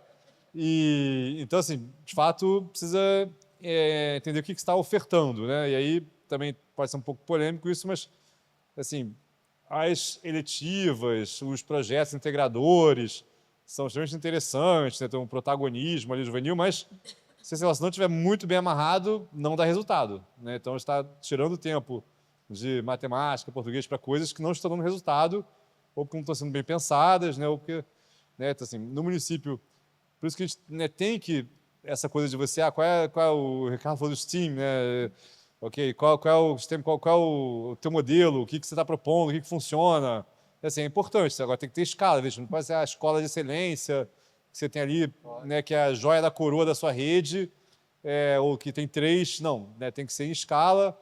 Assim, no município nós criamos uma proposta que é o que a gente observa, quando ela funciona há mais de um ano numa escola, começa o resultado tudo mais constante, aparece, a escola começa a se diferenciar, a sair, né, ali do bolo em relação ao restante da rede, tudo mais constante. Né? Então, precisa dizer assim, o que você está ofertando como que ensino integral é esse também. Né? Você tem que pensar, porque senão é só tempo a mais que não está dando resultado também.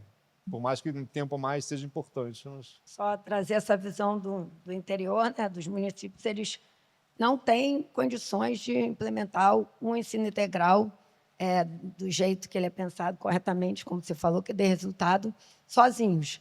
Então, mais uma vez, a gente precisa realmente que isso seja uma diretriz, que isso venha do Estado, formatado, e que eles recebam apoio para poder implementar. Não tem como, eu vejo os municípios tentando, só constrói escola. Construa uma escola aqui, inaugura escola beça por aí. Mas aí chega na hora, não consegue implementar, não consegue fazer isso de qualidade, fica inventando coisa. Então, acho que assim, tem que ser muito bem pensado, muito estruturado. Né? Precisa dizer como é que vai fazer, né? Porque essa é a política mais cara e a última conta a ser feita, né? Porque a infraestrutura, gestão de pessoas, né? Então, você tem oportunidade na demografia realmente de menos pressão demográfica, de expandir, mas tem que saber como é que vai ser feito. A Júlia lá, né, teve a PPP lá, que foi bem cedida, a gente viu o número aí do integral, né? Mas isso está pouco transparente também, né? Assim, vamos aumentar a integral, o que é isso, né? Como é que vai ser feito? Como é que isso entra na agenda? Como é que isso entra no orçamento? Assim, tem pouca transparência ainda nisso. Uma última pergunta para quem esteve aqui nesse escurinho do cinema. No próximo encontro, a gente promete vai ter luz, talvez tenha até ar-condicionado. Boa tarde. Eu queria agradecer a oportunidade de estar aqui presente nesse debate. E a minha pergunta não é para vocês, é para o Guilherme e para a Eloy. Porque a gente sabe que já tem um trabalho do Banco Mundial que diz que o Brasil desperdiça 40% do talento das suas crianças. Um jovem de 18 anos, ele só desenvolveu 60% do seu capital humano e só por meio da educação que isso vai ser resolvido. A minha pergunta para o Rio agora porque tanto a Ana quanto a Júlia, elas tocaram num ponto que eu acho muito relevante. Como a gente traz esse debate para a sociedade civil? A gente sabe que a gente fica refém dos ciclos eleitorais. A gente pode ver o que aconteceu no Rio, no momento que o Risolia era o secretário de Educação, e depois tudo se despedaçou e hoje a gente tem um resultado pífio. Então, como o Rio Agora pensa em engajar a sociedade civil, como a gente dá luz a essas informações que a gente teve agora, porque o que a gente vê hoje é uma sociedade civil muito pouco engajada no Rio de Janeiro. A gente queria estar com esse auditório aqui lotado de pessoas para pensar e mobilizar, principalmente nesse ano eleitoral. Então, eu queria perguntar para vocês o que vocês estão pensando em termos de narrativa, de construção, né, com a imprensa, de que maneira a gente pode divulgar esses dados para ter um engajamento maior da sociedade civil. Ótima pergunta. Eu acho que a resposta está sendo construída agora. A gente hoje fez esse primeiro encontro teste para entender. A gente nunca tinha feito nada aqui, descobrimos que a gente precisa organizar a luz.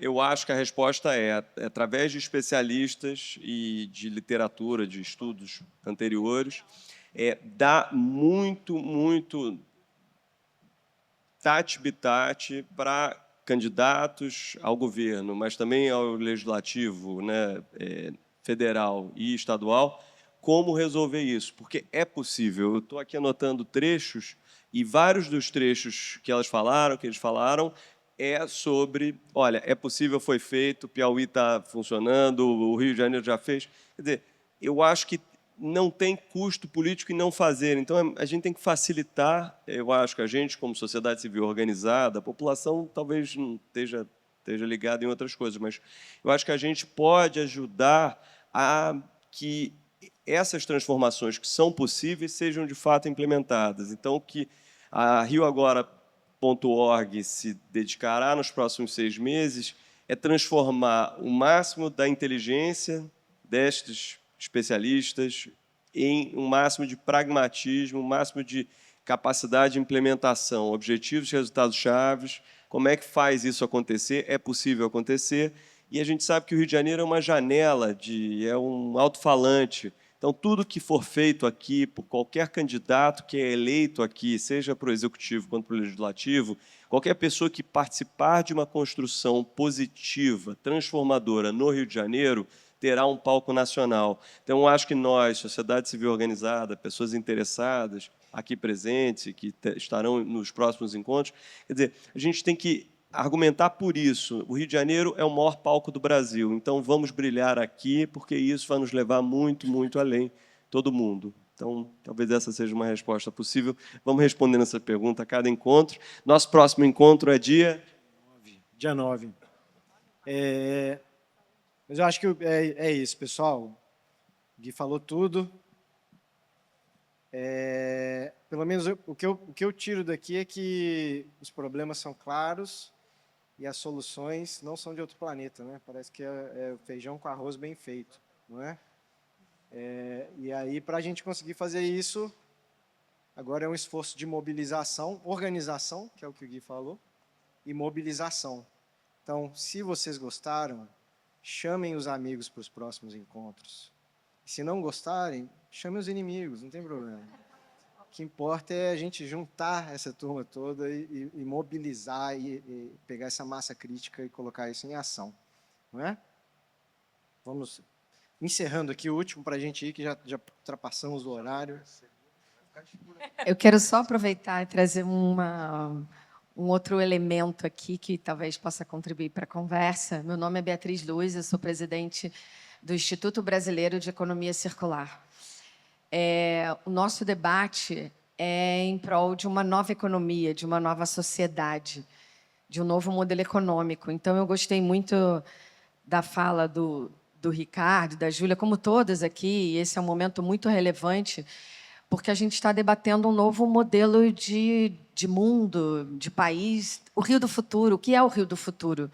Então, a gente quer uma educação para quê? O que é a nossa visão do Rio do futuro para a gente, então, poder construir essa nova educação? E eu gostei muito de um ponto que o Ricardo colocou na apresentação dele, que ele falou: a solução não é fragmentada, é sistêmica. A Júlia trouxe exemplos disso também, não adianta você querer, né? A Ana falou, construir a escola, mas não tem o professor, não tem a infraestrutura, não tem um plano de estudo. Então, trazer, de repente, esse elemento. Talvez essa nova educação é para uma nova sociedade de produção, de consumo, e me coloco aí à disposição, então, para a gente pensar. Eu acho que o segredo é essa conexão, e vocês construíram esse programa trazendo todos os elementos, né, que eu acredito que vai ter mobilidade, saúde, educação. Educação é a base de tudo, mas como que a gente não deixa tudo em nicho também, isolado? Como é que a gente conecta isso tudo? Porque a base da educação vai estar no base de como vai ter a mobilidade da cidade, da saúde, das crianças, então está tudo conectado. Então, me coloco aí à disposição. Um dos nossos eixos de trabalho é a educação. E parabéns e sucesso aí para o trabalho de todo mundo. Muito obrigado. E só um adendo, que o nosso site entra no ar essa semana e lá no site essas ideias vão ser organizadas e fica aberto para receber mais comentários, mais sugestões. Então, é um documento vivo que está sendo construído e que até as eleições a gente espera já estar bastante robusto e maduro aí para ser difundido. Legal? Quer falar mais alguma coisa, Guilherme? É isso? Obrigado, gente. Começamos bem, hein? Muito obrigado.